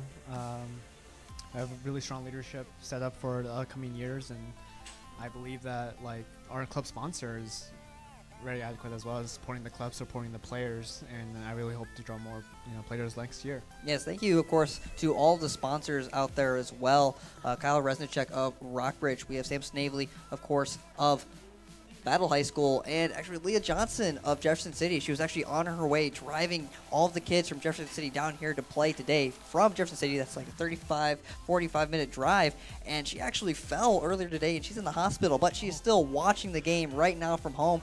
She's tuning into the Twitch and the channel, so if you're at home, Leah Johnson watching this right now, your players, amazingly, they picked up their first win of the season. Very excited for them, and I hope you feel better soon. The teams, I believe, are they not quite ready yet with the pro draft? Doesn't look like it. Looks like they're going through right now. A lot of conversation on stage, so probably another minute or two here. We should be able to get into it. In middle of the season, a lot is on the line right here. Actually, if you look in perspective again, for Jefferson City's B squad picking up their first win right now in Week 5, they could actually come back, like if they wanted to, if they were able to. I shouldn't say if they want to. If things go their way and they continue to practice and play like they did today, fix up some of the little macro issues, maybe some of the itemization issues, they could sweep the rest of the board and end with a positive record at the end of the season. That's still a possibility. Obviously, you want to win all your games, but once you start winning one, maybe it snowballs out of control for them. Maybe they found what works. We'll have to see in this A-team game as well, because we do have a few reoccurring players, especially on the JC side. So, maybe they've been improving a lot over these next few weeks. We'll have to see. Yeah, you take into account, like I said, morale is a really big thing. Going down 0-4 in the standings, that's obviously hard on a player's mindset for any sport. And getting that first win, we'll see if they could translate that to next week. It'll be a big momentum. I believe Jefferson City will play Hickman next week. Yeah, that's true. So going up against the currently also tied for first. Well, actually, no, they're the sole holder of first for the B-team rosters of Hickman. Oh, for B-team. For B-team, yep. B-team just lost, and then the A-team is also tied for first as well in the standings. So I get a lot of the line there, but if now's the time to do it. You get your first victory. Yeah. You win next week. That's incredible. Teams are still finishing up currently the pro drafts right now. Again, pro draft is kind of an application that the teams use right now to draft online. It really helps players kind of cover up their lack of champions, and that's one thing we don't want to target here. Not every person here owns every champion. League of Legends is a free-to-play game, but it does take a little bit of time of playing, kind of grinding out the game to get the in-game currency to purchase new champions. And so Pro Draft allows you to work with your team and draft any champion you want, even if you don't own it. And that way, when you jump into the actual draft, you can't be abused just by your lack of champions in the pick and ban phases. Yeah, for those of you who don't know, so this first part that we always watch where the teams pick their champions, that's where most of the strategy from the coaches actually really comes in outside of the game. You can do all that prep work ahead of time. What does the opponent want to play? What do we want to play? What do we not want the opponent to have? All of that. And you really have to put a lot of thought into that, because if you just, go willy-nilly, you might end up in a bad spot before the game even starts. So a key part of that is, normally we have just top, jungle, mid, and then bot lane. And you actually don't want to pick in that order, because some champs are just stronger than others overall. And so if some people don't own them, they're unable to make the trades, and that's what Pro Draft helps us do. So they're doing it off screen right now, making sure that they get the champions in the right priority that they want. And then when we load into game, everyone just picks their own champion. A lot of strategy coming in, and again, the same. That's big thanks to the coaches for that. I know specifically you were here 3 hours earlier on Wednesday just working with your players, all of the different options for what could have been drafted and what are your responses. And it's got to say, one day, I've always hoped that maybe someday down the road, coaches might be able to be in comms with their players playing. And you think about like other sports, the coaches do stay on board and help strategize. And you always wonder, like, from a shoutcasting perspective. No. Or not a shoutcasting perspective, like a play calling perspective. No.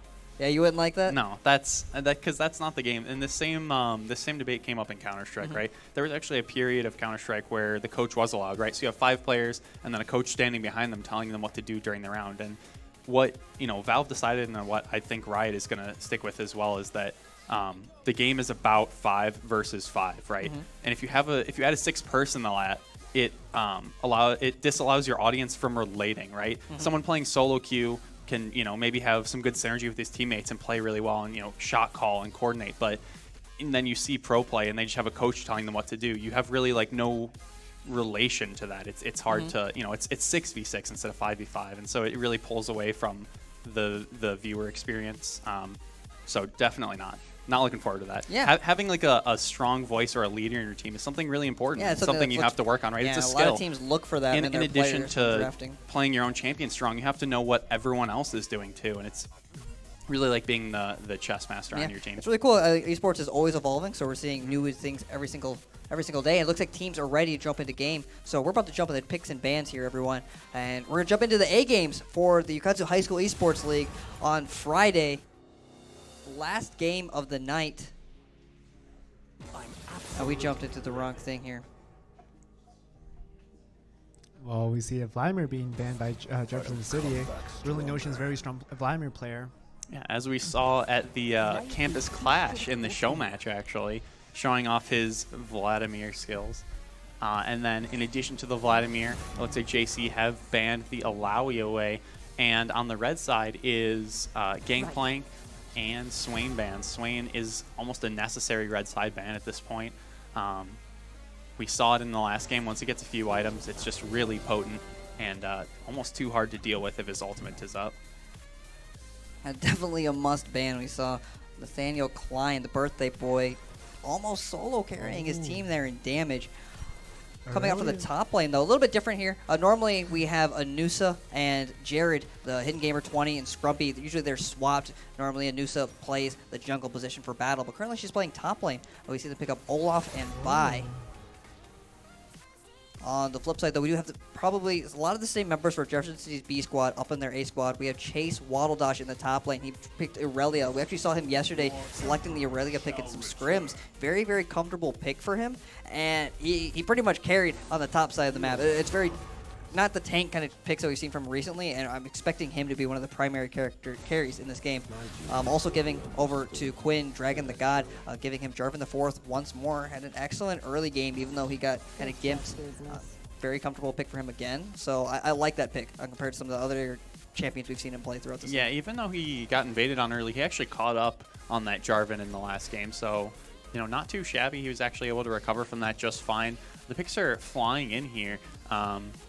The really important one, I think, is this Aurelia, first picked by Jefferson City. And I know their top laner, Waddledosh, has been putting a lot of work into this champion. If you look at his match history right now, it's probably 95% Aurelia. He has been putting a lot of work onto that new champion rework. And I'm interested to see how that plays into the Olaf. I don't know if that's maybe something that Battle has thought of as a counter. Maybe ignoring the crowd control is really important in that matchup. I'm not sure. So we'll have to take a look at that specifically when this game gets started. The whole of Jefferson City, they tell us very often that Chase, their top laner, Waddledosh, he's often underrated. So kind of giving him this carry pick or see if he can live up to the expectation and really put his team in a good position. And we see Cameron escape Velocity Day in the mid lane picking out Anivia. He's picked this before into Ruling Ocean. Cameron, the other Cameron, of course, there's another Cameron on Cameron game again. We saw last time we saw the Mac Crews at the All-Star match. Cameron Ruling Ocean kind of took it away in lane with his Vladimir, but Escape Velocity did come away with the win. So, in your opinion, you are Justin, mid laner of Rockbridge. Cassiopeia is one of your favorite picks. It's one of your most comfortable picks. What do you think of this matchup picking the Cassiopeia into the Anivia? Cassiopeia was actually really good in the early game, as some of you guys may not think. Cassiopeia level 2 is actually very strong and best in the game. We actually expect Anivia to lose this matchup, but later in the game, Anivia does outscale Cassiopeia quite hard, as Cassiopeia has no extra mobility or anything. And especially because Cassiopeia doesn't take cleanse versus the Anivia, Cassiopeia could be stuck in a really bad spot. Yeah, that's true. We see actually both mid laners are taking teleport.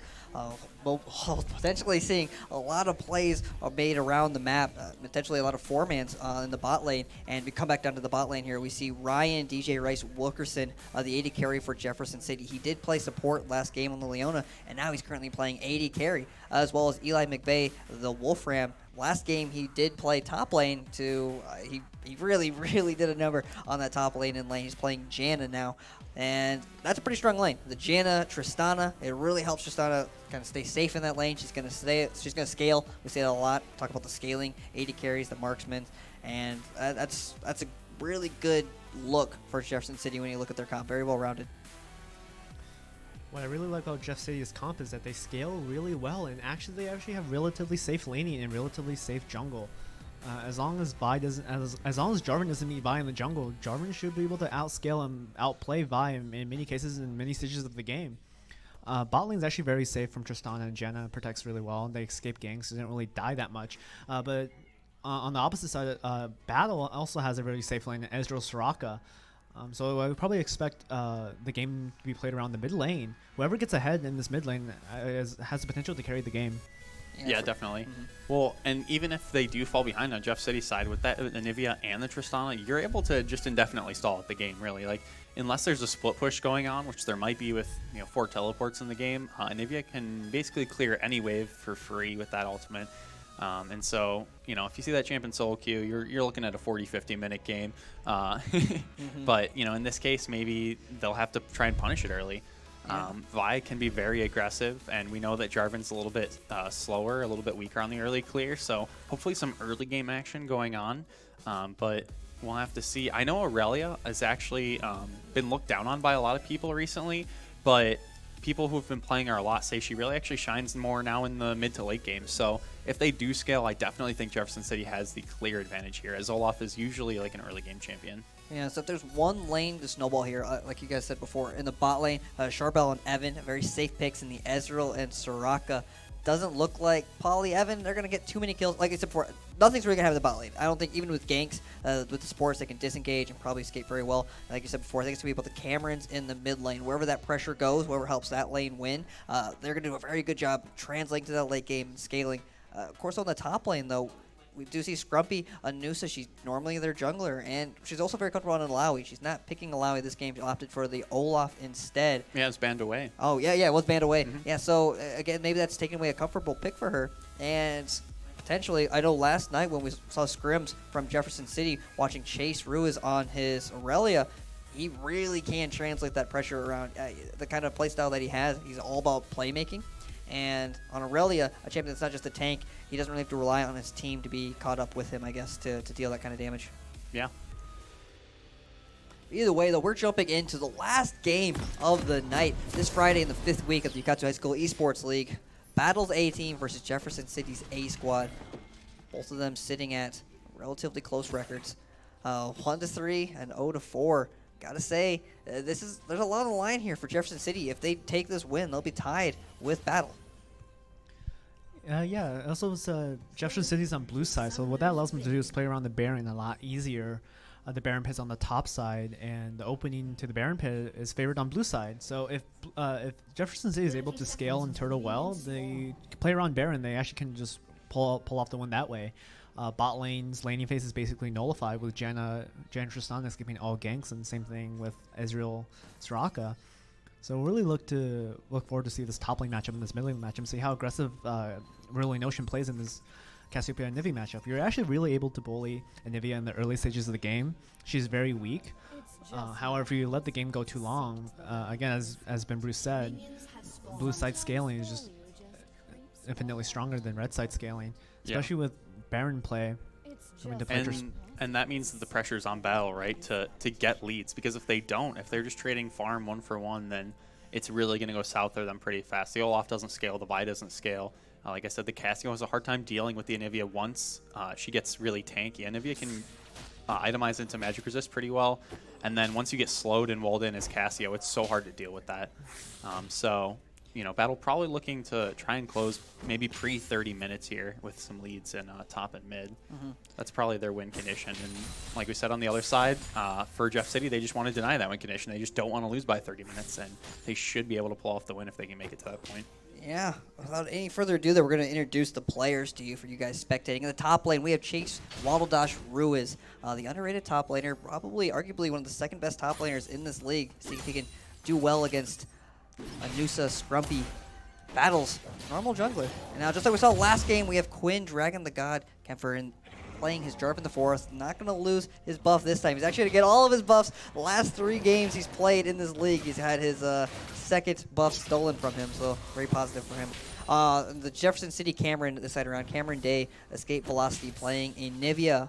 Again, one of the highlight star players of their team. Everyone likes to highlight him, but we'll see how well he does into the other Cameron for Battle High School. And right out the bot lane, of course, we have Ryan DJ Rice Wilkerson playing the hyper carry Tristana. Again, normally a support, so switching over. Again, the support AD carry roles, they can kind of swap back and forth. We see a lot of actually pro AD carries who used to play support. And then, of course, we have Wolfram. I lost the number. Wolfram 812 moving very, very quickly on that Janna pick. We see Janna a lot. Eli McVeigh. Again, he played very, very well last game in the top lane position, but can you translate that now to a supportive, unaggressive kind of style? Yeah, and then on Battle side, Scrumpy, normally the Battle jungle, but sometimes they do like to switch it up, and she's going to be playing the Olaf here in the top lane. Normally not a champ we see in top lane, but he can bully very hard, play aggressive. It looks like he's struggling a little bit here in the early lanes against this Aurelia. But we'll see how that plays out later. She really just jumps all over the place. Yeah, a lot of resets, especially when she can execute minions. And into the jungle is the Vi pickup, Hidden Gamer. Normally their top laner, playing in the jungle here. Vi is a champion that really just likes to engage. Probably her ganks are okay until she hits 6, and then they become super potent. So probably just looking to farm up unless someone's clearly overextended. Maybe looking for this top lane. And in the mid, we have Cameron ruling Ocean. This is Battles Cameron playing Cassiopeia, another one of his preferred picks, I'd say. We'll see how that goes. Cassiopeia deals a lot of consistent damage, and as she scales late game, she actually doesn't have to buy boots, so she gets a 6 item. She becomes a lot stronger when you hit that 6 item point. The last time we saw these two in the mid lane as well was at the All-Star match at the Midwest Campus Clash. Both the Camerons up against each other before. Cameron ruling Ocean did come away in lane as the victor on his signature Vlad pick, but again, except for Skip Velocity did win the game. So I think Cameron's out for some blood here. We actually see him trading early, level 4. But we actually just missed it. Chase Ruiz, Waddle Dash picks up first blood on Anusa in the top lane. Nothing happened. There was no ganks up there. That was just a straight 1-for-1 kill. Yeah, Solo maybe kill just getting poked lane. down a little bit too low. Really well played by Chase there. But again, to finish up on the teams, this Ezreal by Paulie, champion that likes to poke from a range and then go in for the kill when the enemy gets slow, and the Soraka to back him up, constantly keeping him healthy. This is your true support champion that just trades her own health for her allies. Just constantly healing and making it really annoying to play against. Charbel and Evan down there in the bot lane, they're really building some synergy. Charbel actually likes to tell a lot of people stories about Evan when he talks about how good people can get at League of Legends. Evan is very, very new to the game, and he says he's come a long way from where they started, and he's really, really proud of what they've been able to put together in this league so far.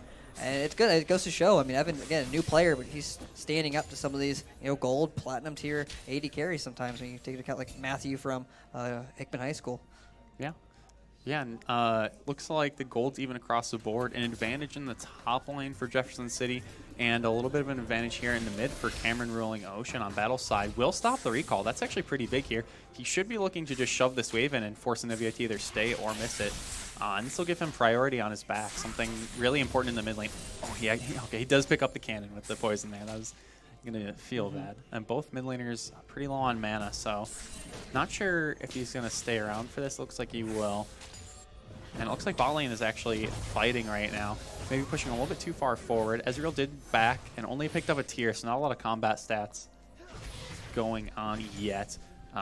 Ezreal usually needs to get out of lane. He needs those 2 items, the Sheen and his tier item, to really start dealing damage. So not a bad choice though, getting the tier early on. It's an item that allows him to stack mana the more he uses abilities. So the earlier he gets it, the quicker he can fully stack it. When it's fully stacked, it deals more damage essentially, the completed item.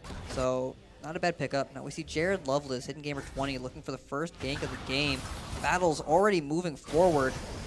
Tristana jumps away. Yeah, I think Ezreal probably telegraphing it a little bit too much, just shifting forward very aggressively, just lets the enemy know that there's probably the jungler in the area. There weren't any wards, but Tristana and Janna are also super safe, so yeah, exactly. not much is going to happen in that lane, yeah.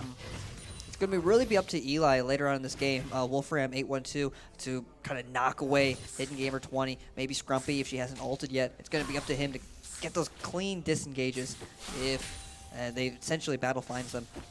Yeah, Jarvan kind of hovering around the top side. No vision here for the Olaf. Is 6, but, you can cleanse the CC. Cataclysm will just lock you down. Looks like it's actually not level 6 left yet, but they're still going to go for it. Stuns on Olaf. Yeah, nice dodge of the stun. The Unstoppable still flashing to respect the dive. I don't know. I don't think we get to see the earliest stacks, so I don't know if he had a reset on the queue. Meanwhile, bot lane. Yeah, bot lane, just, Janna Tristana. Even in gold, though, 10K, the 10K, again, that's where the pressure should be. Really, hats off, though, to Quinn Dragon the God, because he's really stepped up the last week. Again, last week he had actually probably negative pressure, if you want to take into account how often he was invaded, how much of a bad time he had compared to the other jungler's pressures. Yeah, both. I don't think that poison's going to be able to finish him off. It does. It puts pops him in his passive. Unfortunately. Yeah, that's actually huge because it's not being used to protect him very much. So that is down now. I don't know. They should be able to see if it's down. On his health bar if it's down. But if they don't pay attention to that, they actually wouldn't have seen him. So maybe they play around it, maybe they don't. But both junglers ganking before 6. I can't. But if I was 6 there, I can't imagine Anivia escaping that at all. So maybe if they just taken a little bit slower and farmed one more camp, they could have been a little more effective. Yep. Cameron Clapp ruling Ocean, putting on the pressure on this Cassiopeia pick. Yeah, and we're seeing double the CS in the top lane now. That after that first blood, the lead is definitely snowballing towards Chase, Waddle Dash on the top lane. But looks like Vi, picking up on that, is going to try and shut the Aurelia down. Nice flash. Saves it to the very last second until he knows the Q is going to land and just reacts to that. Yeah, and that's the mark of more experienced player. You're understanding that instead of reactively using your abilities than just kind of preemptively throwing them out, which in some regards it kind of sounds like a negative thing, but when it comes to abilities and cooldowns, it's better than you not wasting it, knowing for sure that you had to use it. Yeah, there's a fine line you have to tread between wasting your flash and using it at the last second just to make sure. And it looks like there was actually a gank towards the mid lane here. Cassiopeia just able to walk away from that. The EQ not landing. Yeah, Cameron Clapp ruling Ocean, currently up by almost 15 CS. Pretty big differential to start off. Again, if we're taking into account CS, when you're taking down minions that grant you gold, 15 of them is about equal to 1 kill. So, yeah. And something that I'm looking forward to seeing is if the players, as this season develops, are able to take control of the lane better. So right now, Chase has actually set up a very nice freeze here. He has a few extra caster minions, so if he can thin this wave a little bit like he's doing right now, he can actually keep this frozen at his turret for as long as he wants. It looks like if he stops hitting the creeps after these 2 melees, he should be able to freeze it right in front of his tower, forcing Olaf into a bad spot. And he decides to break the freeze. Oh, and he's breaking it. Unfortunate. Something the coaches might want to look into, because especially in top lane, manipulating the waves, if it's a 1v1, getting ignored by your jungler. If you're just sitting up here in a 1v1, it's so hard to deal with the freeze. And it's something that Eli did last game. He didn't necessarily freeze the wave, but he was able to have so much pressure that he just zoned Jacob off the lane completely and put him in a pretty tight situation. Again, we talk about CS differentials and 15 equal 1 kill when he's up by 100. That's a lot of kills essentially that he was up. Yeah, definitely. Top lane though, they're already up by about 44 CS. And it looks like Chase probably just shoving that wave to get a nice buy off here. He's gonna get the phage, probably his boots. No, he's going for the dagger. So just combat stats and the boots. Okay, yeah, he's got a nice buy here. His next back will probably be Triforce, and that's a huge spike for him. We'll have to keep an eye on it after he gets the Triforce, because he might just be able to one-shot the Olaf, who, I can't really tell what Anusa is going to be building right now on the Olaf. We'll have to see. With the Ruby Crystal, you can go into a lot of items. Probably like a Righteous Glory. That's what we see on Olaf jungle a lot, so we'll have to see the lane. Olaf does usually go tanky. That's probably you don't normally see him build. in the top lane. Yeah, so we'll exactly. See. So it's definitely the X factor in this game. And we know Anusa does like to normally build tanks, especially in the jungler position. She likes those kind of meat shields that absorb a lot of pressure. So probably going to see her go tank in the top lane. We'll see whatever the team needs.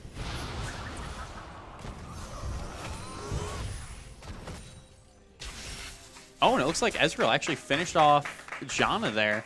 Not really sure how that happened. Actually, the Janna ult's still up. Yeah. Heard the ultimate, so it looks like Eli McVay maybe just being a little bit too greedy with it. Yeah. Probably low. A nice snipe there by the Ezreal, though. Yeah, Charbel picking up first kill for battle on the board. They actually take the lead now in gold, up by about 400 gold. Kills 1-1. Yeah, and they're going to go ahead and pull the trigger on the dragon. There is still a ward in the pit, so JC will know that this is happening. Olaf's recalling right now. I wonder if with teleports up, a play will be breaking out in this bot lane. Yeah, there are 4 teleports in this game. Yeah, Janna isn't close enough, though, so they will be outnumbered. Escape Velocity might just go for a cheeky steal here. They're pulling it out of the pit. The right play, trying to keep it out of Anivia's range. He will still get the kill off. The stun goes through, but yeah, not enough damage there. The Comet was going to take the dragon there. Yeah, close fight. No one pulled the trigger on the teleport, though. Maybe, not just wanting to force the teleport. Actually, Olaf TP top, so that would have been the perfect play there. Unfortunately, just not communicated well enough, and the dragon goes right over to battle slide. Yeah, better at least that they were on the same page and didn't miscommunicate. Yeah, and they still do have the teleport, right? So they still have a play to make. Yep, so that's the first Drake of the game, going over to Battle High School, the Earth Drake. It's the dragon. When taken, it grants the team bonus damage to other structures, as well as other neutral objectives. So they'll do more damage to dragons and barons in the future. Yeah, maybe if that was an Infernal, you'd look to really contest it, right? Because we talked about how Battle needs to snowball their lead here, and an Infernal Drake would definitely help them do that. It's good, though, when you take into account split pushing, except for all the TPs, makes it more of an option. Of course, the Tristana, played by DJ Rice, is very effective. She's very good at taking towers. But, again, we'll see what the next dragon is. Yeah, we can actually check right now. Looks like the next one will be an Air Drake. Definitely maybe actually a decent priority on that for battle, as their chances are pretty move speed reliant with the Casio and the Olaf. And Vi as well. When you charge up the Q, a little bit of move speed helps you get in range for that. So we'll have to keep an eye on that. I don't know how high they'll prioritize it. Usually it's pretty low, but mountain pickup's good for them. Yeah, so much pressure going on the mid side for battles. Cameron ruling Ocean, and then the top side as well for Chase. CS differential is pretty significant on both sides. Yeah, Aurelia has finished the Triforce now. By almost 60 CS. Yeah, also still doubling the CS. The Triforce is a huge spike in power for this Aurelia, who's probably going to look to just take full advantage of the Olaf now. Olaf is being zoned out from the wave, and as Olaf's not careful, Jarvan can easily just gank from the blast. Yeah, she does have a ward in the bush there, so she would be able to spot it coming with the Unstoppable. Yeah, and a nice freeze coming out. Jarvan will hop over and signal that the Olaf needs to respect it. And it looks like he does actually... All right, I'm not even going to mention it yet. Yeah. It's Caster Curse. It's just breaking the freeze, Olaf. Oh, this Aurelia looks so clean. Yeah, and like I said, he has been putting a lot of work onto this champion, so I expect some great plays coming out in the team fight, something to look forward to. Yeah. With him having this much advantage, though, in the top lane, you got to wonder how long will he prolong this lead, and how long into this game before he takes that first tower. Well, we talked about leads in the first game. You know, Battle were winning fights from 10,000 gold down. This is only a 500 gold lead, so really nothing to substantiate. Yeah, but it looks like we have an invade coming in the jungle here. Cameron Ruling Ocean just running into this Jarvan, running him down, landing the Q. He will get a ton of move speed for us. He's in between towers with no one responding. The flash away from Jarvan. And the ult to finish him off from the Cassiopeia. And now Waddledash is stuck here in the top lane on this Aurelia, surrounded by 3 people without any teammates. It doesn't look like they're going to go for the dive. They don't have the minion wave for this. Not a lot of armor yet either. Something to note is Vi did go for the Cinderhulk, so maybe looking to be a little more useful in the team fights, not going for the Warrior. So yeah, not as strong of a to game. Build Black Cleaver instead, so kind of swapping who the tanks and who and the I actually kind of like that. If they're going for like a little bit of extended fights, that's the right build for both of them too. You're not trying to get one shot by the Aurelia Jarvan here, right? So you want a little bit of armor shred, a little bit of sustain on the Vi. A nice stun off on the Olaf. We'll just wow, do a decent trade there. Half of Olaf's health. One combo.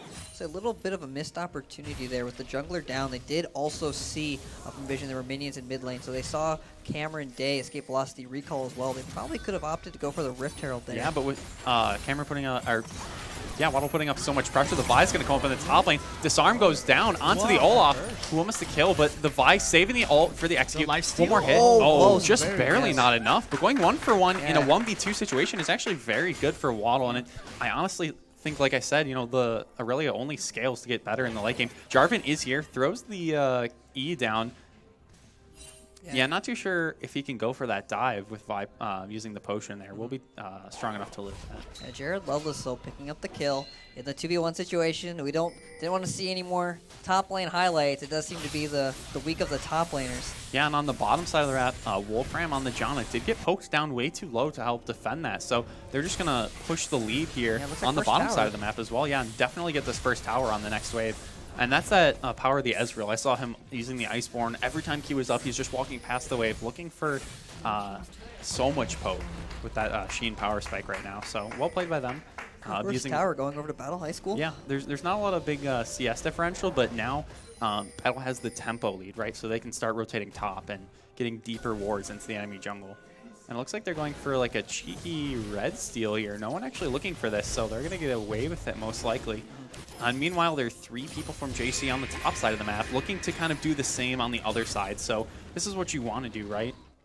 When the enemy commits resources to the bottom side of the map, you want to put yours towards the top side because that's where the enemy's weaker. A nice stun going through. A nice stun again. The wall. A lot of damage off, just kind of poking them out, but I don't know if they can stay in this top lane very long because now there's 3 people from Battle in the mid lane as well. And this is just going to turn into a tower trade maybe at this point. Ezreal trying to slow the wave down, maybe not being patient enough. And like I said, here in the mid lane, 3 people uncontested taking this tower. So if Jefferson City don't force a play in the top lane. They're wasting a lot of time here now. The stun is down. Aurelia follows up with the second stun. The ult goes down. Olaf goes down? One auto off of the Olaf, and Jarvan's going to commit for this, locking himself under tower range, just barely getting out. The flash from the Vi, but that should be a trade with the Aurelia. One more auto. Really close, but it looks like Waddle Dash is actually getting collapsed on by so many people. The Cassio running up, and the Ezreal with this Iceborne Gauntlet. If he lands a Q, really nice stun there, but the Q does land, and Cameron actually didn't go behind the tower. Ezreal's just going to go for this. Yeah, not enough damage reduction, and a little bit overextended. Yeah, good rotations by Battle, though. Gotta hand it to him. They not only took the tower in the mid lane, good rotation back to the top lane to pick up 2 kills. Jared Lovelace also picked up the kill on Quinn. Yeah, and because Jefferson City just lost the top side of the map, the Rift Herald's going to go down basically for free, and that'll help them break open, you know, they've already got the mid tower, so maybe going straight for this top tower as well. The Olaf, you know, holding off Aurelia just long enough to keep it close, waiting for the bot lane to rotate up, and now they're going to press this lead, and look how much that Soraka healing is doing. Almost back to full. A teleport going into the bottom lane to defend the tower as well, so they're not giving up any tempo right now. Scrumpy, just barely keeping this tower alive.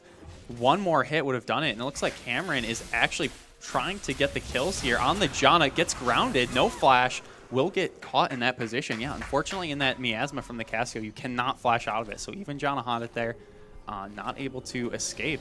And this is snowballing very hard in favor of Battle. Yeah, you see Jared, Cameron, and Charbel, the AD carry jungler and mid laner for Battle High School, all with 2 kills. So the gold distribution's pretty even across the board. They're up by 3 kills, 3 towers, and about to secure their second Drake of the game.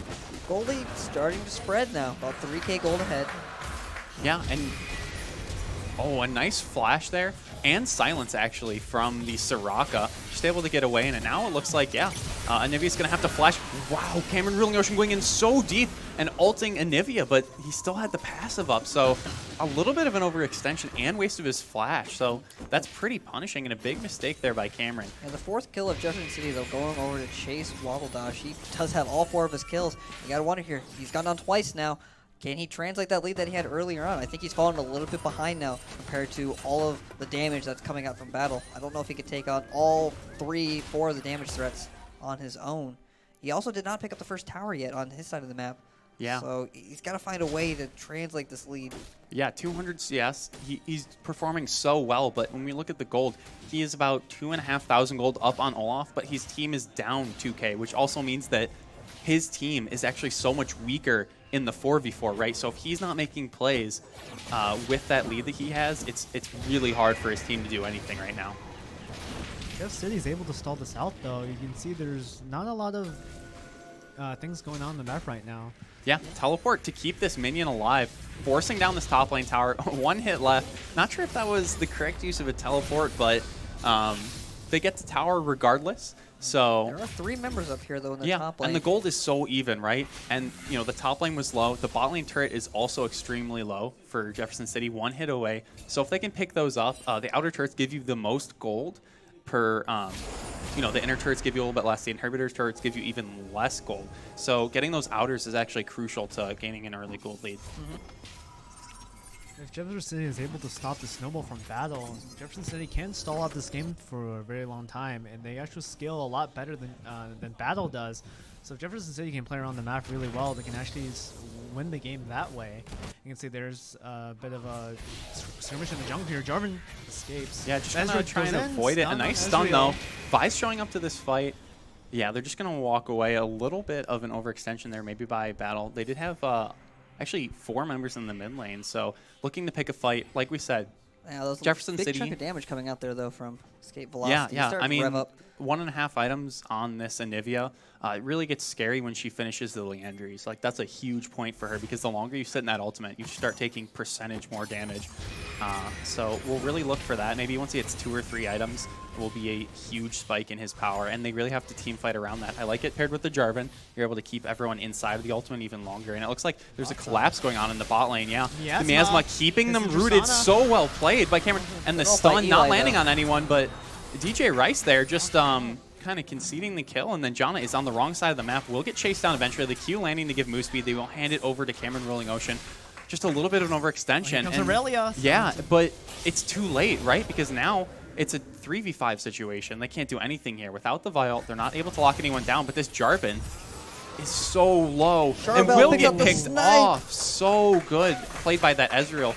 Like I said, this mid-game comp by Battle, they're playing it so well, and I can't imagine that, you know, JC really need to just hug the towers. They were just pushing that wave, maybe not respecting the mid-game power that that Battle has right now. Yeah. Now, neither team has the most wave clear. Really, see from Cameron Day, the Nivea coming out from Escape Velocity does provide the most wave clear in this game, so they can potentially try to stall out a couple of these pushes from Battle High School. They'll likely lose this tower unless Chase is able to find a clean engage. Yeah, he's throwing down the ultimate disarm on the Vi and the Soraka, but it looks like on the other side of the map, Anivia was on the wrong side of that wall, actually, not grouping with her team, and it looks like Waddledash was able to get a kill on the backside of that fight. Vi is also extremely low, but now he's in a 1v3 situation, will get stunned up, and that will be the end of him. And it looks like Jana will also get chased down by Pauly on the top side. So again, just not respecting the mid-game power spike that we keep talking about. Yeah, probably didn't expect Ruling Ocean Cameron to still have his ultimate up.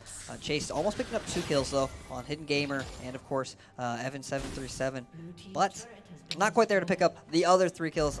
So Pauly and Ruling Ocean 5-1, 4-0. Yeah, Ezreal is really looking for Tristana, who's forced to back, and that's going to be the inhibitor turret. Jarvan went topside to defend that outer, so this is a huge snowball. It went from about a 1 to 2k gold lead difference, and now it's about 7. So really in a hard spot now. But the engage onto the Olaf, the EQ doesn't land, and you can see how much damage and how much kite potential Ruling Ocean and Pauly have together, right? You land the Iceborne slow, Cassio lands her Q, gets sped up, then she lands the Twin Fangs, and it's just so hard to deal with. Yeah, and it looks like they're just going to rotate top, maybe look to get down this top tower before resetting. They have to have a lot of gold in their pockets, so, you know, maybe if Jeff City can kind of force a fight right in this second. Yeah, look at that damage already. And imagine if, you know, they hadn't lost that inhibitor, how long Anivia would be able to stall this game out. The wave clear is just so strong, they're not even confident enough to go for the 1 auto. There we go, finally finishing off the turret, and that will bring it to an 8,000 gold lead here at 25 minutes. Already up by 5 towers, 2 dragons, 7 kills. Battle is in a prime position here to just take control of this map. Yeah, and the next Drake is a mountain. If they can pick up that, that's double on their side. Rushing down Baron with Cassiopeia, usually pretty strong, and doing it with double mountain, even faster, right? So if Battle can pick up this dragon, it should probably go uncontested. I don't know if Jeff City can, you know, risk a fight at this point and a 5v5. So, you know, really giving up that mountain, it's kind of unlucky that it spawned because now the Baron is such a huge threat. They can probably take it in like 8 to 10 seconds. So fast. They are going to look for this, but they're on wards, and Cassio is just walking up. Will dodge the stun. And it looks like, yeah, forcing the Anivia flash. If we go back to the items, it looks like Cameron on the Cassiopeia, Ruling Ocean does have the Rylai's already. So much, yeah, and he will catch out Jarvan in the jungle. And it looks like Jefferson City are too overextended now. They're trying to hug this tower, but it's so low. The flash ult will slow down long enough, and the Tristana just picked up already. Cameron tanking the tower, not respecting anything at this point. He's taking this game in his own hands, and Anivia, again, stuck under this tower that's too low. Will wall the Ezreal. Nice play there. Pops into Egg, but against 5 people, it's not going to keep him alive much longer. Yeah, the whole 3 members of Battle High School with their kills, 4-1 on Jared, 7-1 on Cameron, and 5-0 on Charbel. They're very, very fed. Honestly, there's no other kills though on Jefferson City's side except for Chase. So it's not really sure exactly what they can do in this situation. There hasn't really even been a single team fight in this game. It's been pick after pick after pick by Battle High School. Yeah, I would agree. I don't think that we've seen any kind of like 5v5 fight at all. You know, you'd think that with the Aurelia and the Jarvan, the, you know, Anivia, and then that bot lane, you'd have such a strong, you know, if you just group up, any kind of fight is so much CC layered on top, and your Tristana and backline carries should be pretty relatively safe. But with so many picks just compounding off of each other, all the towers that Battle was able to get, this game is snowballed out of hand very fast, and they are pinging down on the Baron now, just looking to get a few deep wards. Actually find Jarvan in his jungle here. He lands the EQ, gets over the wall safely before the miasma comes down.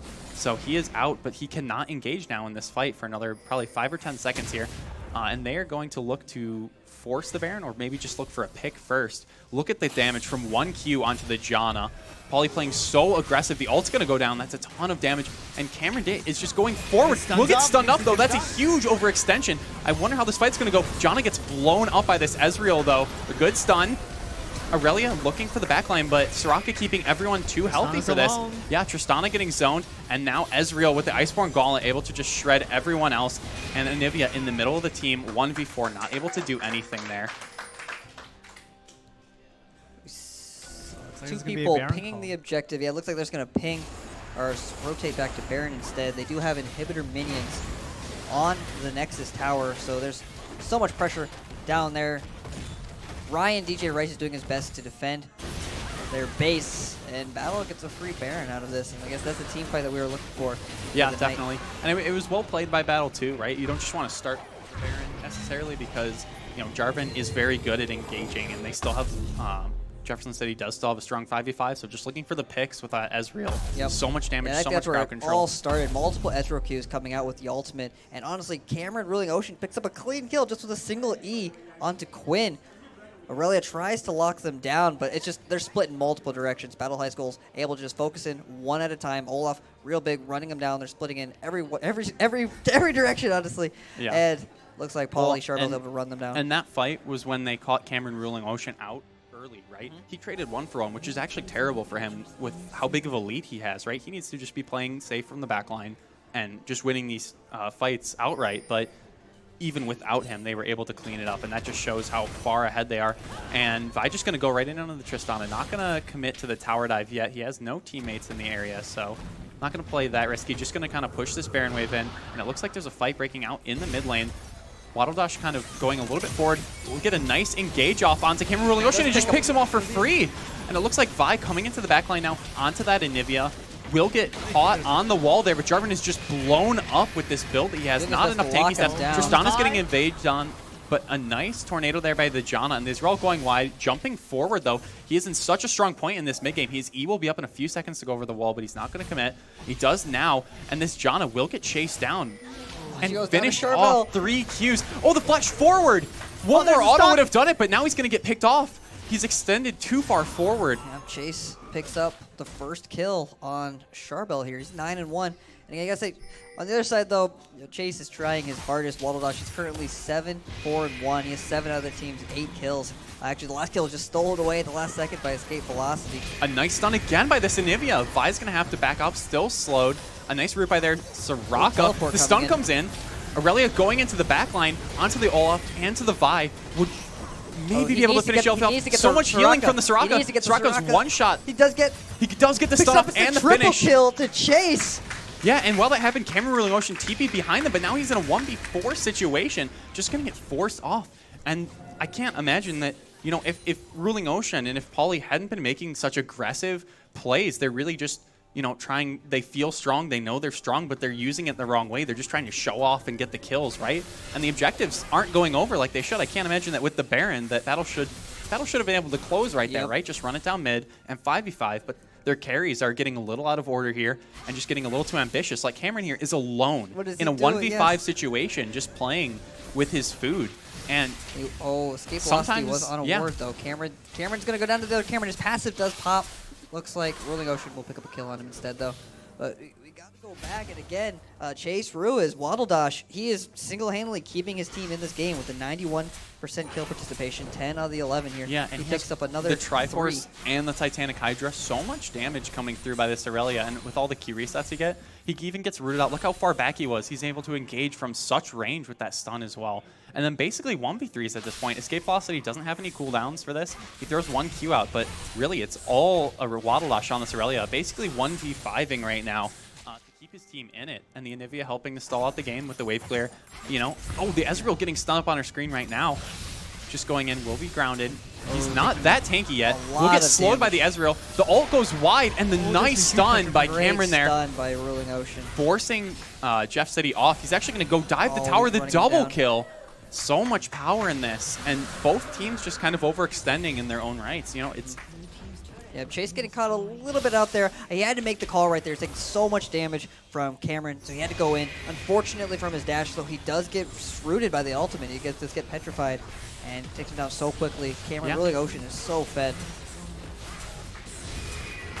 And without Chase here to help defend with his team, this might be it. We do have the wave clear coming out, though, from Cameron Day on the Anivia I don't think pick. they'll be able to end with the Anivia up. They really need to pick him off first, and if they can do that, it should be able to be finished off here. Again, you know, Battle need to stay grouped. If they, if the Baron spawns in a few minutes and they get it, and then they start running into the enemy team 1v5, they're not going to win. They need to stay together like they are now. I think they're realizing it, right? They had their fun. Now they're going to close out the game, but is it too late is the question, right? They're still 11,000 ahead, so I'm going to go ahead and say it's not too late. But, you know, if they keep going on this, the more gold both teams get, the better it gets for Jeff City. Yep. You look at all the tools that Aurelia has. She's got so much ability to outplay. We've seen it multiple times here, especially if he's not in a one-on-one engagement with Cameron Ruling Ocean. He's really the one that's melting through Waddle Dash's health. And, of course, like I said before, Tristana starting to scale. We talk about the hyper carry, 80 carries. We see damage coming out from Cameron Day. There's still a chance here for Jefferson City if they're able to survive these next couple of engagements, especially if their inhibitors are able to come back up. Yeah, I mean, the wave clear is just so good that Battle probably need to get into like a 1-4 or even a 3-1-1 situation, because you cannot just push down one wave against an Anivia.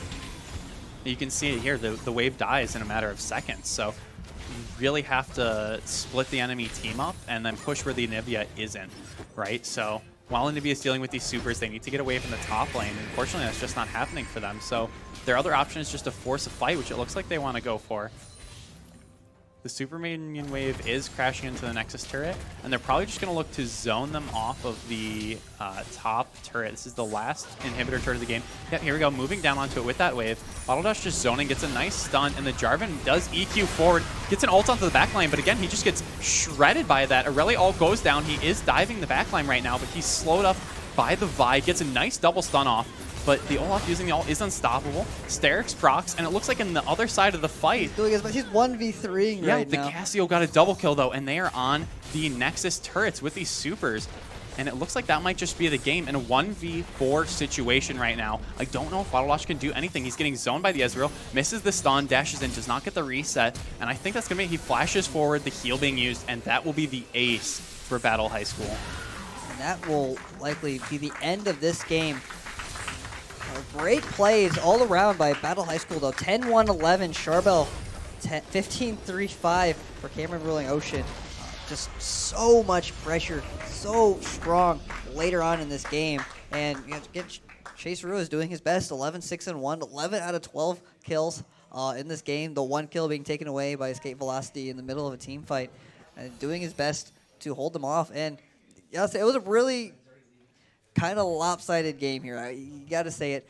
There was a lot of pressure in the top lane. We'll say that Chase did have most of his team's gold and a lot of the damage, but every other side of the map, though, Battle had a pretty demanding lead, and they kind of just dictated the pace of the game, where they wanted to fight, when they wanted to fight. And we said before, up until the 20-minute mark, there weren't any team fights. It was just picks after picks after picks. Yeah. Yeah, and even though Battle came in with the lead looking pretty convincingly, I think there were a lot of key mistakes on both sides, right? Battle could have closed that game out maybe 10 minutes sooner. And on the other side, you know, I think JC had the tools to stall it out. Maybe they just overextended for a few waves here and there, and it really got punished. But yeah, I'd really like to see more of this Aurelia come out. I feel like it has a lot of potential, obviously. It makes it look very, very clean. Yeah, definitely. But something to look forward to in future weeks then. Yeah, otherwise this concludes week 5 of the Ukatsu High School Esports League. Appreciate all of you guys coming out here, the parents, the sponsors, the teachers, and of course huge shout out to our sponsors as well, Columbia College, Armstrong Teasdale, Veterans United, and Hawthorne Bank. This would be possible without you guys. And so we're looking on to week 6. It'll round out the second round robin, and this is going to be the last week where teams can start shaking things up. We did see today, though, Jefferson City B picking up their first win of the season. And they do have a chance, though, to translate that throughout the rest of it. And if they sweep the board, you never know. You never know what the stakes are going to be. Yeah. And that's why it's really exciting, these mid-season games. And after next week, though, it's going to really come down to the ladder. What do you need to do to make the playoffs? What position do you want to be in? And so next week's going to mean a lot for a lot of different teams. Yeah, for sure. Yeah, every week now matters when we're looking towards seeding for playoffs. So really looking forward to see if any teams start pulling out, some crazy strats. These are best of ones, right? So if you have some Crazy pick in your back cheese, pocket, right? Yeah, wanna some use. cheese. You might look to use it here. Yeah, because we're seeing targeted bans all over the place. Teams are very comfortable with each other. But either way, that's a conversation for next week, though. Thank you guys for tuning in. We'll see you guys next Wednesday at 6 p.m. same time. Back here, of course. If you guys want to come out and see the studio live, we'd love to have you. And hope you guys have a great night, great weekend. All right, we'll see you guys later then.